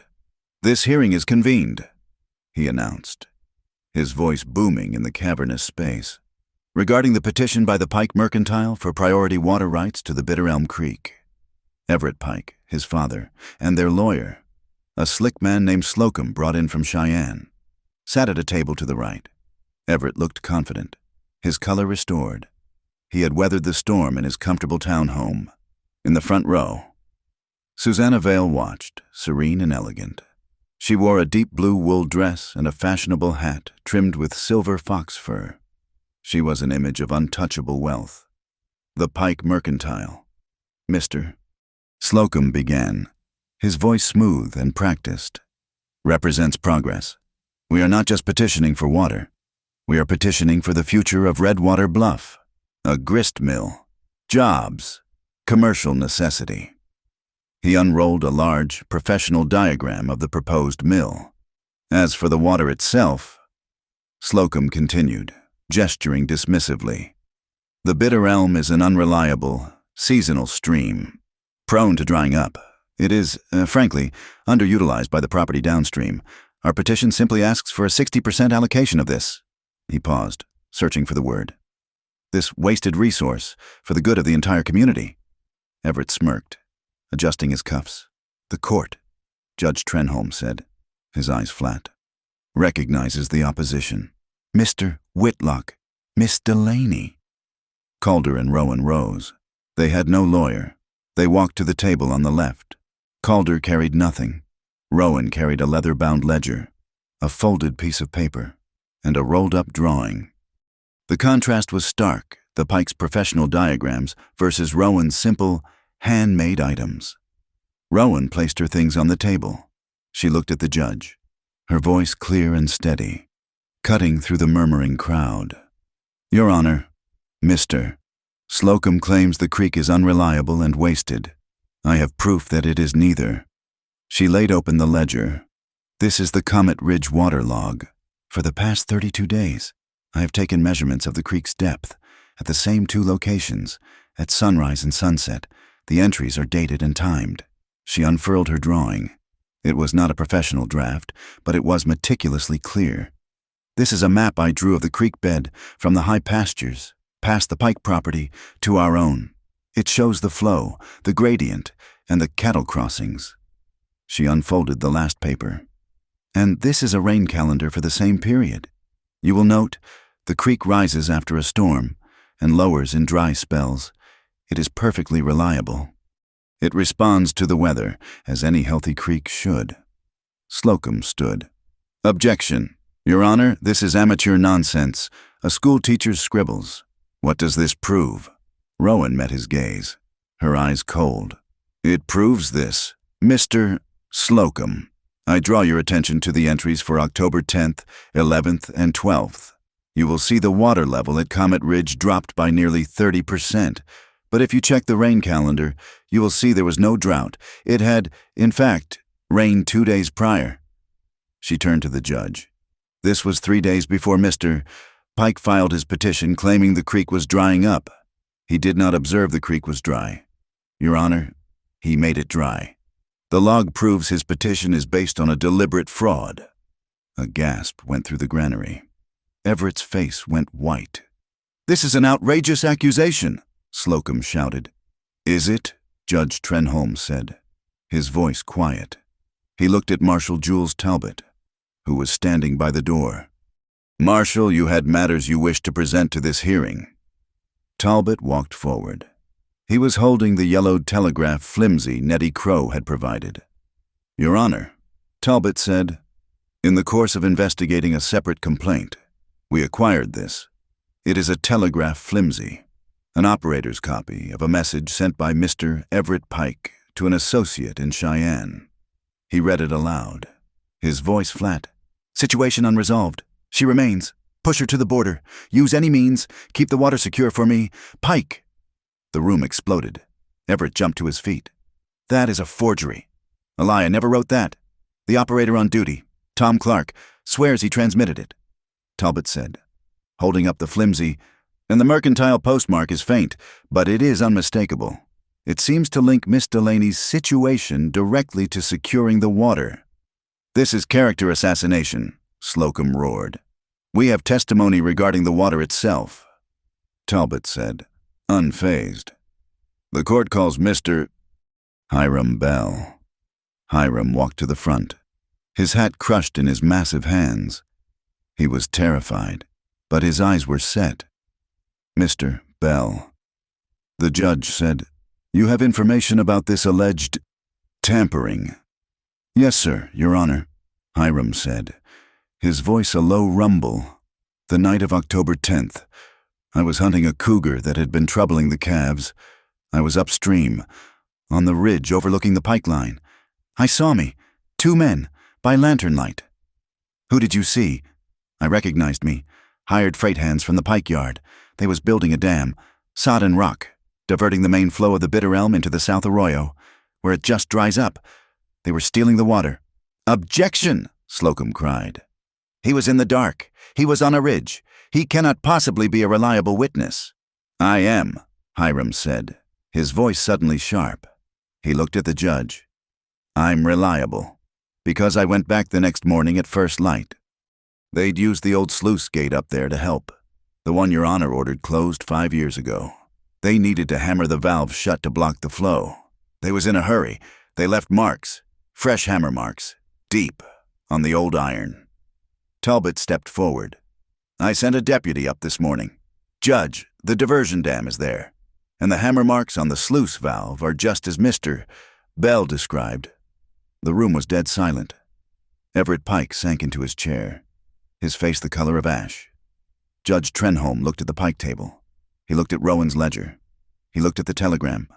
Finally, he looked at Calder Whitlock, who had not yet spoken a single word. Mr. Whitlock, your ranch is the one in question. Do you have anything to say? Calder did not move to the table. He stood where he was, a tall, grounded figure in his clean duster. When he spoke, his voice was not loud, but it filled the cold, dusty air.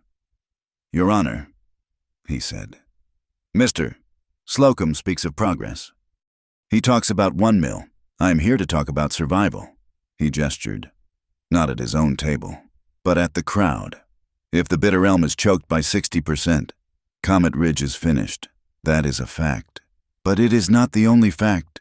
Every rancher in this room," he said, his eyes finding the faces of the smaller ranchers in the back, "who runs a herd in the lower valley. We depend on that spring melt. We depend on that water to green the pastures for the new calves. You let one man dam that creek. You are not just killing one ranch. You are killing the entire spring herd for this territory. You are killing this town's economy." He looked at Everett, his gaze flat and cold. "You cannot build progress on a foundation of thirst." The judge nodded slowly. He looked back at Rowan. "Miss Delaney, it is clear there are many tangles here, personal and legal." Rowan stood. She did not look at Everett, whose gaze was fixed on the floor.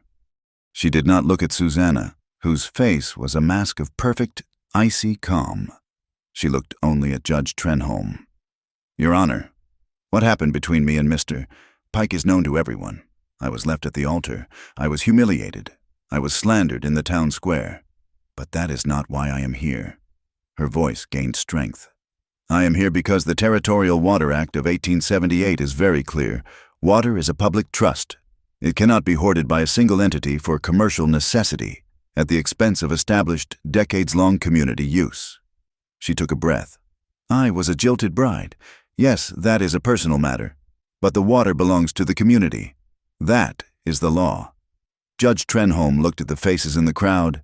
He looked at the Pike family, who represented money. He looked at Calder and Rowan, who represented the facts. He picked up his wooden mallet and slammed it on the table. "Silence," he roared. "This court finds the evidence of deliberate water diversion and fraud to be compelling. The petition for priority rights by the Pike Mercantile is hereby suspended, indefinitely." A cheer started in the back, but he cut it off with a look. "Marshal Talbot," the judge ordered, "you will take 3 men, ride to the upstream sluice immediately, and you will personally destroy any and all obstructions. The full flow of the bitter elm is to be restored. Today." "Yes, Your Honor.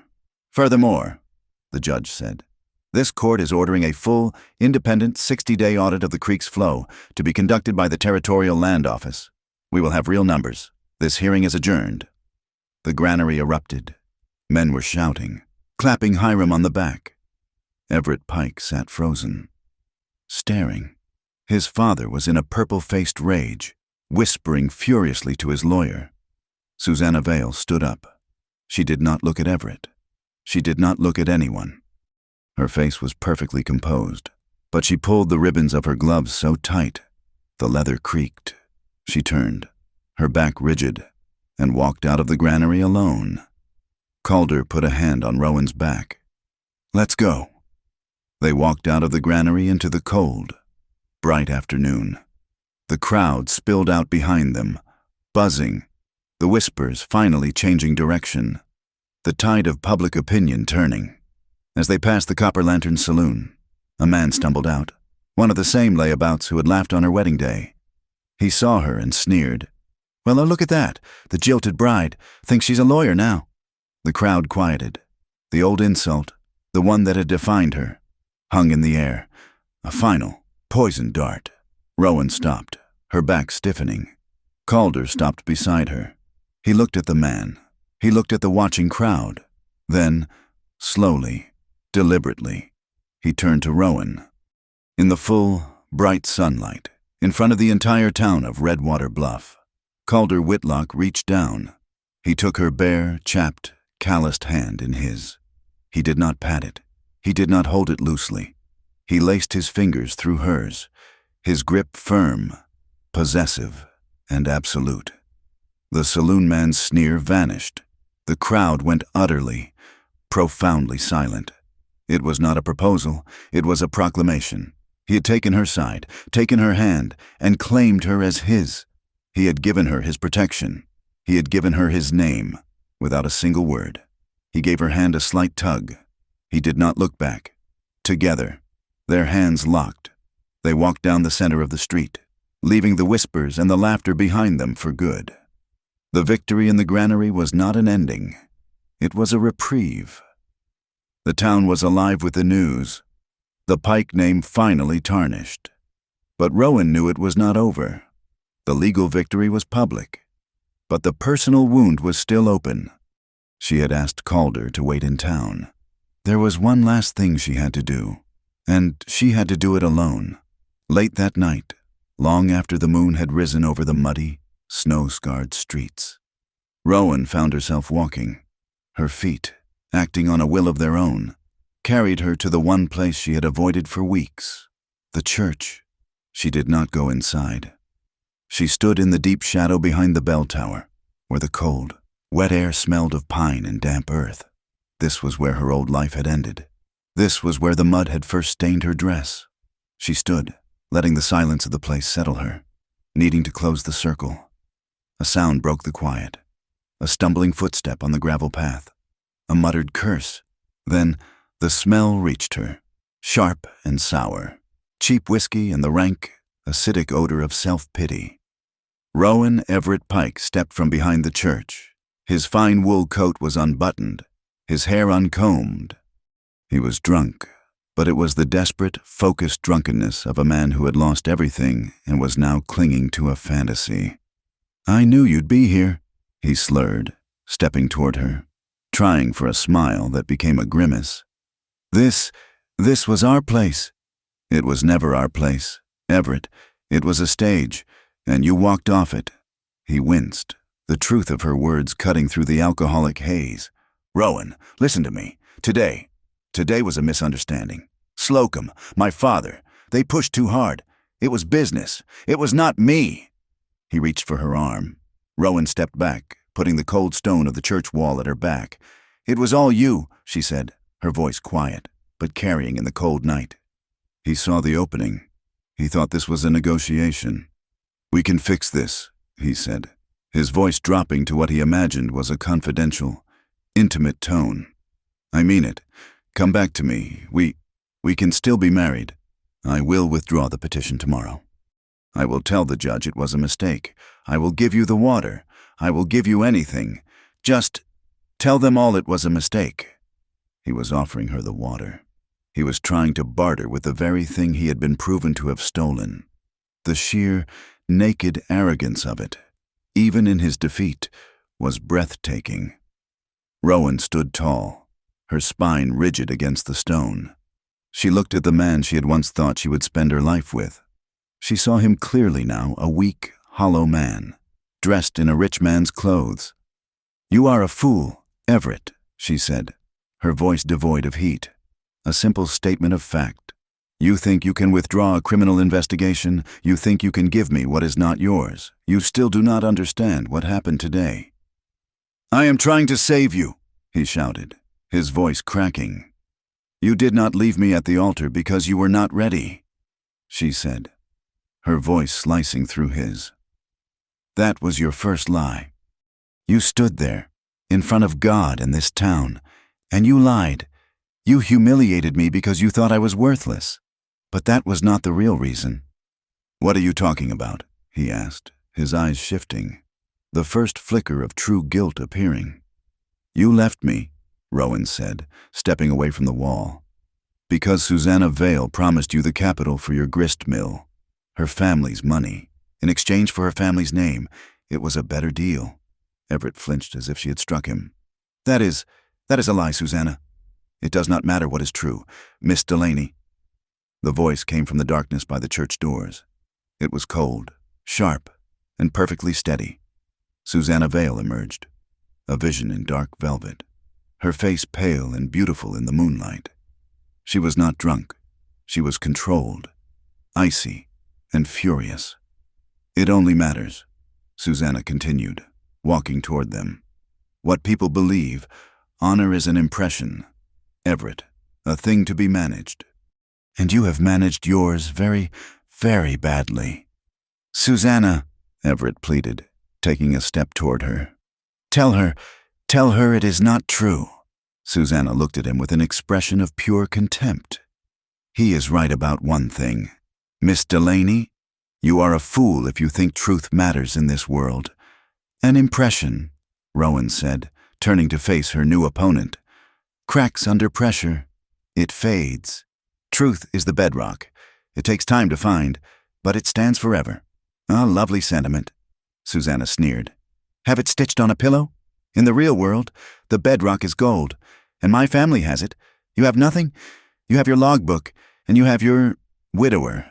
"I have more than that," Rowan said. The confrontation she had planned for one was now for two. It was better this way.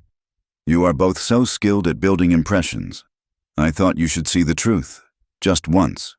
She reached into her deep coat pocket. She pulled out 2 papers. "I am sure you recognize the telegraph flimsy in court, Everett, the one linking my situation to the water. But I have a copy, and I also have this." She held up the second paper. It was a letter, written in Everett's familiar, arrogant script. "You wrote this to your father 2 months ago," Rowan said, her voice clear and strong, projecting into the night air. "Before the wedding, before—" "I suspect." Susanna made her better offer. She did not let him read it. She read it to him. "Father," she read, "we must secure the Delaney plot. It is small, but the land survey shows it has the best and most stable river access. Marrying the girl is the cheapest way to acquire it. Once she is family, the land is ours to leverage for the mill." She lowered the letter. "This," she said, her voice cutting, "is the truth. You did not leave me because of Susanna. You never wanted me at all. You wanted my land, the land my mother left me. You were going to steal my one inheritance, using a wedding ring as your weapon." This was the fatal blow. This was the truth that shattered every impression. Everett stared at the paper, his face collapsing. This was the one secret he had. This was the one that proved him a predator, not just a coward. "No," he whispered, his eyes wild. "No!" Susanna's face, for the first time, lost its perfect, icy calm. Her eyes widened, not in shock, but in dawning, furious comprehension.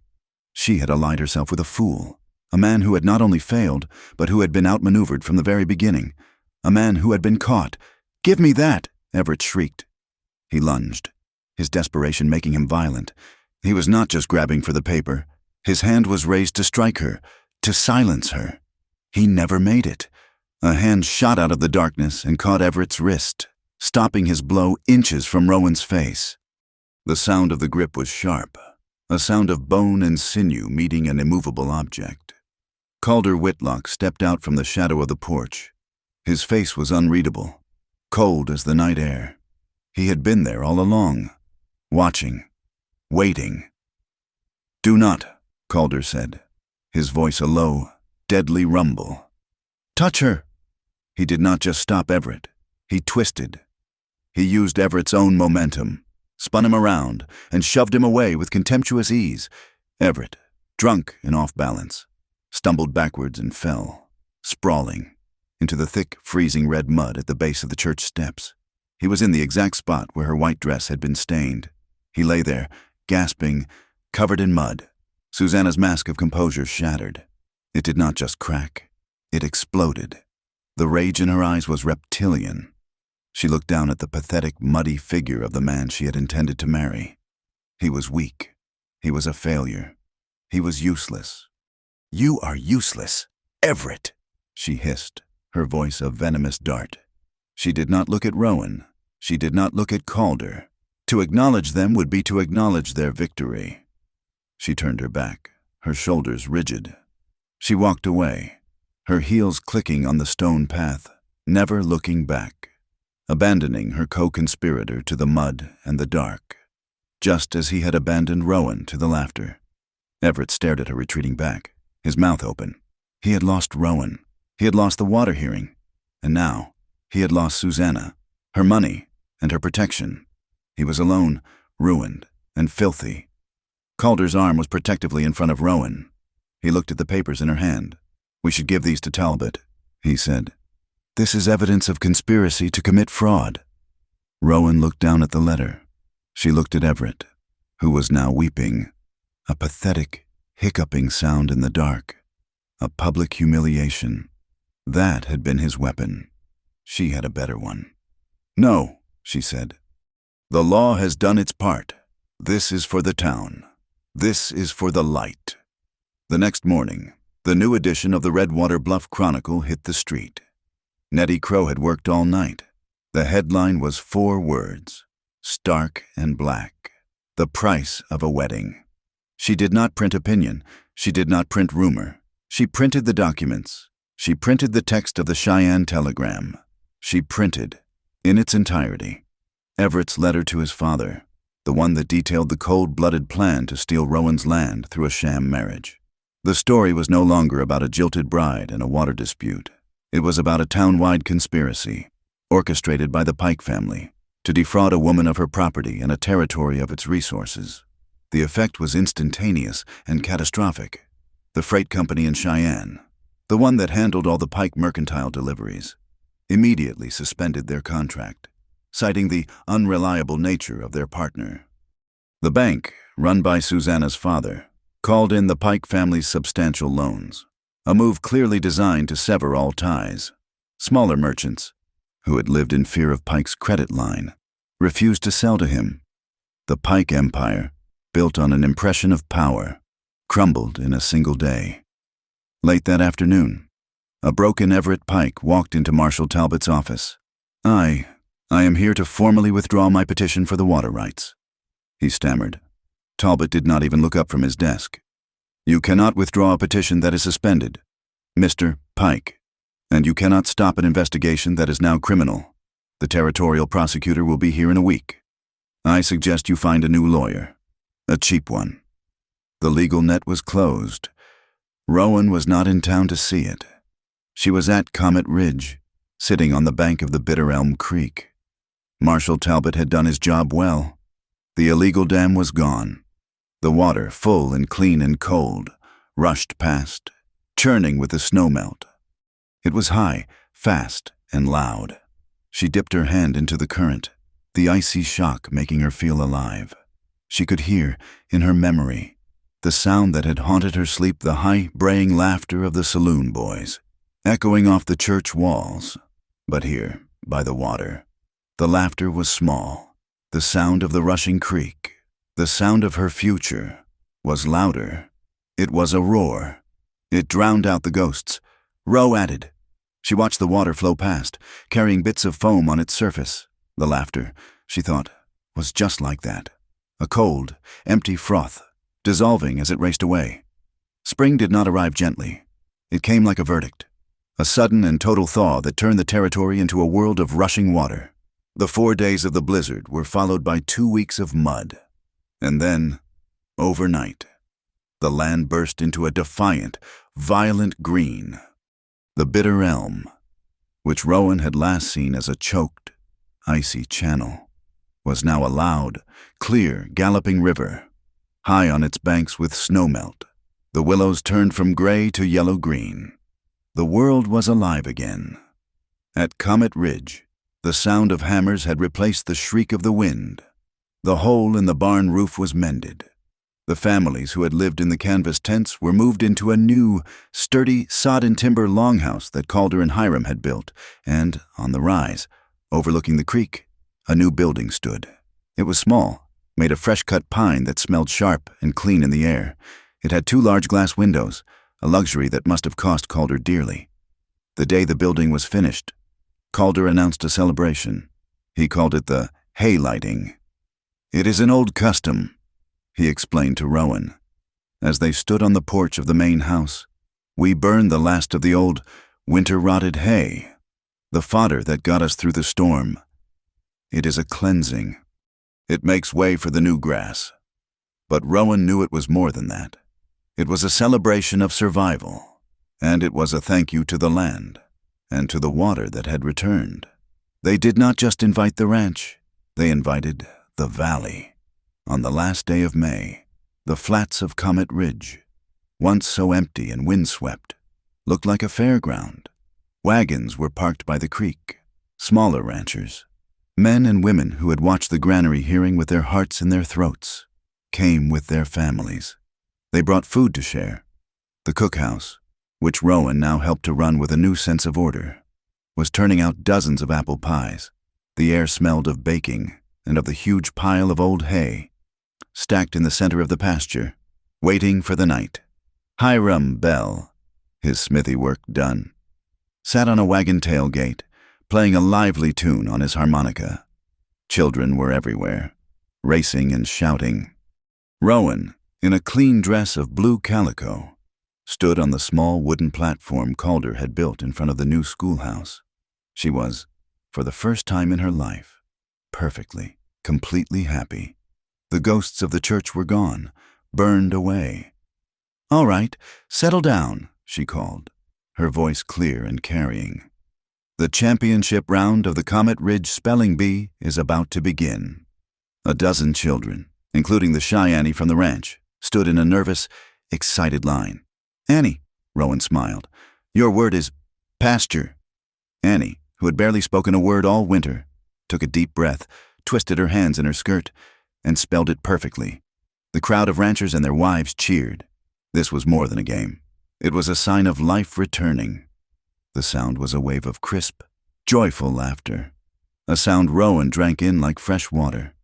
As the spelling bee finished, Calder stepped up onto the platform. The harmonica music quieted. The crowd turned. He was not a man for speeches. He stood there, solid as the mountains behind him, his hat held in his hands. "Thank you all for coming," he said, his voice rumbling across the field. "This ranch is still here. Your ranches are still here. We are here because the water is back." He looked into the crowd, and his eyes found Rowan. He held her gaze. "And the water is back because one person had the courage to face down lies and write down the truth. We are rebuilding here, and we are starting with this." He gestured to the new schoolhouse. "But this is not my gift. There is another." He turned. "I have asked Mrs. Nora Fenwick to come up." The crowd murmured. Nora Fenwick was the valley's midwife, a woman in her 60s with a face like a friendly, wrinkled map and hands that had brought most of the children in the field into the world. She was also a fine seamstress, a rival to the now shunned Mrs. Gable. She represented the true, tough, matriarchal heart of the territory. Nora climbed the steps, holding a package wrapped in brown paper. "Miss Delaney," Nora said, her voice surprisingly loud, "I am not a woman for fancy words. When you first came here, this town, we did not treat you well. We listened to whispers instead of watching what you did." She began to unwrap the package, revealing a shawl. It was not a thin lace thing. It was thick, beautifully woven wool, the color of the deep blue sky after a storm, and edged with a simple, strong, embroidered pattern. "The women of this valley," Nora said. "The wives of the ranchers you helped save. We wanted you to have this. It is not a wedding present. It is not a gift. It is payment for teaching our children, for reading to our elders, and for showing us all what real backbone looks like." Nora shook out the shawl and, in a gesture that was both a blessing and a coronation, she wrapped it around Rowan's shoulders. Rowan felt the warmth and weight of it. It was a public embrace. It was the armor of community. She could not speak. She simply nodded, her eyes bright, and clutched the wool. The crowd erupted in applause. As Nora stepped down, Nettie Crow, holding a page from her newspaper, took her place. "I have just a few words," Nettie said, pushing her spectacles up. "An editorial I ran this morning." She read, "There has been much talk of honor in Redwater Bluff. We have learned this past season what honor is not. It is not the name you are born with. It is not the money in your bank. It is not the impression you make at a ball. Honor, it seems, is a simpler, stronger thing. Honor is what people do. It is what they build, what they protect, and what they refuse to let be broken. Comet Ridge has honor. Redwater Bluff is learning." From the back of the crowd, Marshal Jules Talbot, leaning against a wagon, raised his coffee cup in a salute. He caught the eye of a rancher next to him. "Well," Talbot said, his voice a dry drawl that carried, "If anyone here is still confused and finds themselves laughing at the wrong thing, they had best let me know, so I can show them the proper time and place for it." The men around him laughed. The old, cruel joke was officially dead. There was other news that had filtered through the celebration, passed from wagon to wagon. Judge Amos Trenholm, true to his word, had received the 60-day report from the territorial auditors. Last week, he had signed a permanent, binding decree. The Bitter Elm Creek was now, in the eyes of the law, forever, a community water line. Its flow could never again be petitioned by a single commercial interest. The Pike Empire was gone. Everett, gaunt and hollow-eyed, had been forced to sell his father's shares in the mercantile for pennies on the dollar to a cooperative of ranchers. He was a broken man, his face gaunt, a shadow in the town that had once been his kingdom. And Susanna Vale, they said, had taken the first available stage to Denver, telling everyone she needed a change of air. No one expected her to return. The sun began to set, painting the sky in shades of orange and deep purple. It was time. Calder walked to the center of the pasture. He took a torch from Hiram. He looked at Rowan, who stood watching him, wrapped in her new blue shawl. He smiled, a wide, true smile that lit his entire face. He plunged the torch into the massive pile of dry hay. It went up with a whoosh, a magnificent, cleansing column of fire that shot sparks 100 feet into the darkening sky. A great cheer went up. The fire was so bright it illuminated the entire ranch, chasing every last shadow from every corner. Hiram put the harmonica to his lips. He began to play. Not a fast jig, but a slow, simple, beautiful waltz. Rowan was standing near the new schoolhouse, touching the smooth wood of the doorframe. She looked at the windows, which faced the creek, reflecting the light of the fire. Calder crossed the grass. He did not ask her to dance. He did not need to. He simply stopped in front of her and held out his scarred, strong right hand. She placed her hand in his. He led her onto the flat, open ground, lit by the great fire. He put his other hand on her waist, and she put hers on his shoulder, and they began to dance. It was a simple frontier waltz, a step and a turn, a step and a turn. They were not practiced dancers, but it did not matter. Their bodies, which had learned each other's rhythms through the thud of a hammer and the pull of a rope, found their cadence instantly. They moved as one, a single, turning shadow against the bright, leaping flames. The crowd watched, smiling, and then, slowly, other couples joined them. They danced under the stars, to the simple music, in the warmth of the fire. As the song ended, Calder did not let her go. He kept her hand in his and led her away from the light, toward the quiet of the creek bank. The music was a soft sound behind them, the fire a warm glow. They stood in the torchlight, listening to the sound of the running water. "Rowan," he said, his voice low. She turned to him. "This is good," he said, messengering to the celebration. "But it is one night. The land, it does not forget. Winter will come again. There will be droughts. There will be other storms." He took her other hand, holding both of them in his. "I cannot promise you a life without a storm," he said, his voice raw with the truth. "This land does not make those promises. I cannot promise you a life of ease or of parties." He looked down at their joined hands, his scarred and calloused from the rope and the work, hers chapped and strong from the waterlog and the hammer. "I can only promise this," he said, his gaze meeting hers, intense and steady. "I will not promise a life without a storm. I will only promise a roof when the storm comes. I will promise a hand to hold. I will promise to be the anchor for your rope, for as long as I am breathing." Rowan's eyes were bright, but not with tears, with certainty.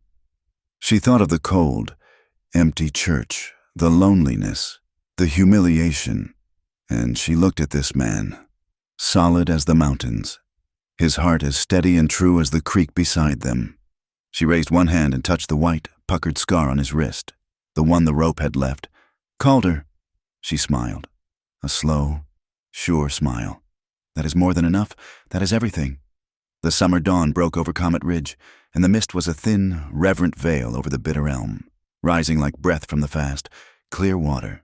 The world was awash in a deep, vibrant green, the air warm and sweet, smelling of curing hay and the sharp, clean scent of new pine. Rowan walked from the main house to the new schoolhouse. She was carrying a heavy, new slate chalkboard. It was not the cracked, salvaged piece she had started with in the tack room. This one was smooth as dark water, framed in polished, sturdy pine. It was a proper tool for a proper future. She had spent the evenings of the past week carving 3 words into the wooden frame at the top. It was not a religious maxim or a scholarly motto. It was a promise and a memory. It read, "Tough enough." When she reached the small building, Calder was already there. He was on his knees, putting the final touches on the new door. He stood, wiping his hands on a rag, and Rowan saw what he had done. He had replaced the simple wooden latch in its place. He had installed a new handle, one he had clearly forged himself in Hiram's smithy. It was not a simple knob.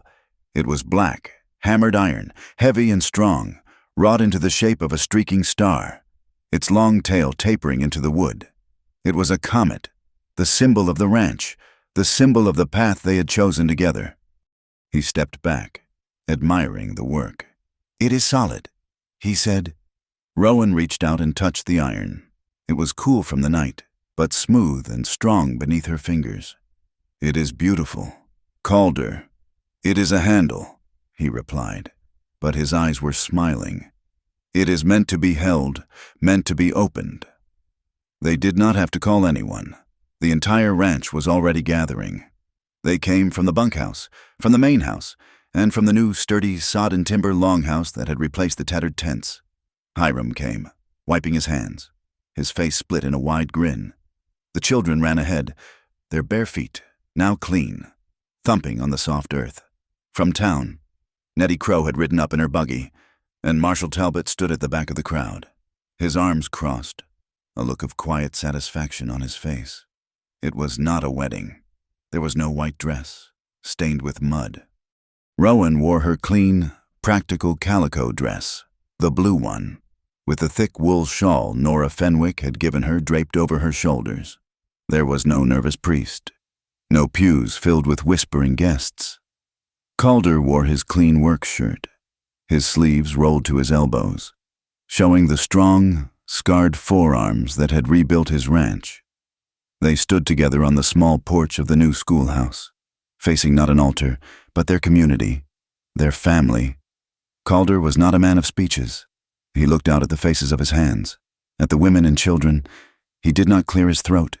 He just spoke, his voice steady and clear, carrying on the warm morning air. "We asked you here," he said, "because this is a home for all of us. You have helped us rebuild it, but a home needs a heart. It needs a center."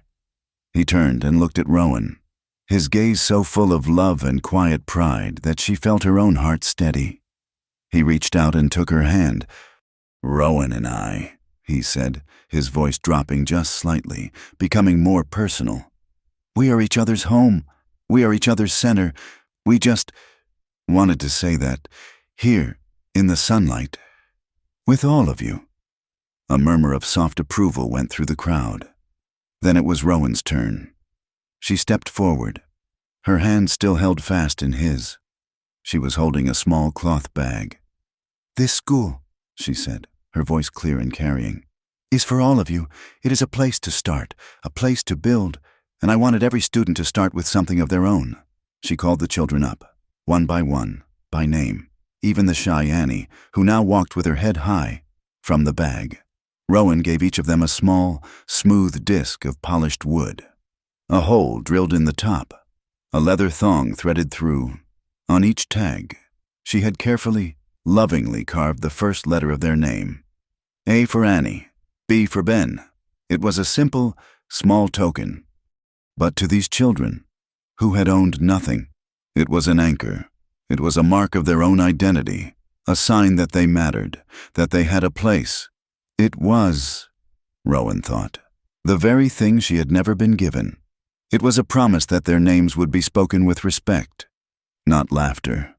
As the children held their new treasures, clutching them in their fists, the world itself seemed to approve. The bitter elm, full and strong, sparkled in the morning light as it rushed past, a sound of victory. The wind, no longer a shrieking enemy, whispered through the new green leaves of the cottonwoods along the bank, a sound like 1,000 hands, softly applauding. In the nearby paddock, the horses, calm and safe, stomped their hooves lightly on the soft earth, a sound like distant, ceremonial drums. "Hold it!" a sharp voice cried.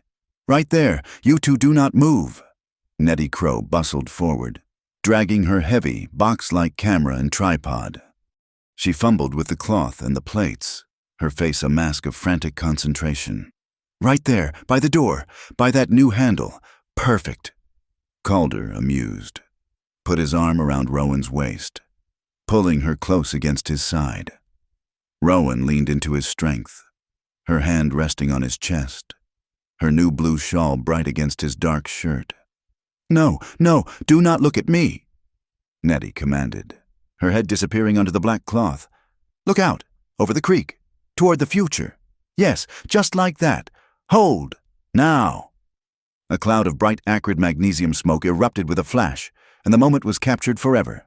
The image that would define them, Rowan Delaney, in a simple calico dress, her face not the face of a victim, but of a founder, full of strength and calm. Calder Whitlock, his sleeves rolled up, a quiet, certain smile on his face, his gaze fixed not on the ghosts of his past, but on the horizon, with her. No one saw the lone figure standing a long way off, near the property line, half hidden by the same willows where Rowan had first measured the water. It was Everett Pike. He was thin, his expensive suit hanging on him like a shroud. He looked pale, hollowed out. He had watched the entire scene. He watched the children run, laughing, to show Hiram their new necklaces. He watched Calder put his arm around Rowan, a gesture of quiet, unassailable ownership. He saw the community whole, healthy, and happy gathered around the woman he had cast off. He stood there for a long time. There was no one with him. Susanna was gone. His father was in Cheyenne, facing trial. His money was gone. No one laughed at him. No one spoke to him. No one even looked at him. He was a ghost, irrelevant to the life of the town he had tried to own. Slowly, the man who had walked away from the altar with his head held high, finally bowed his head. He turned, a man left behind by time and dignity, and stumbled back toward a town that no longer belonged to him. Rowan, who had seen the movement from the corner of her eye, felt a single, final release. His true sentence was not prison. It was this. It was watching the world move on, robust and joyful. Without him. She looked at her own hands, at the calluses that were now a part of her. She looked at the new schoolhouse, at her reflection in the clean glass. She thought of the path she had walked, from the muddy steps of that church, a jilted bride, a public joke, a scandal. She looked at the ledger on her new desk inside, and at the water flowing fast and free outside. She was no longer the jilted bride. She was the teacher. She was the keeper of the water. Her revenge was complete. It was not the hot, bloody revenge of a dime novel. It was not the quick justice of a gunslinger.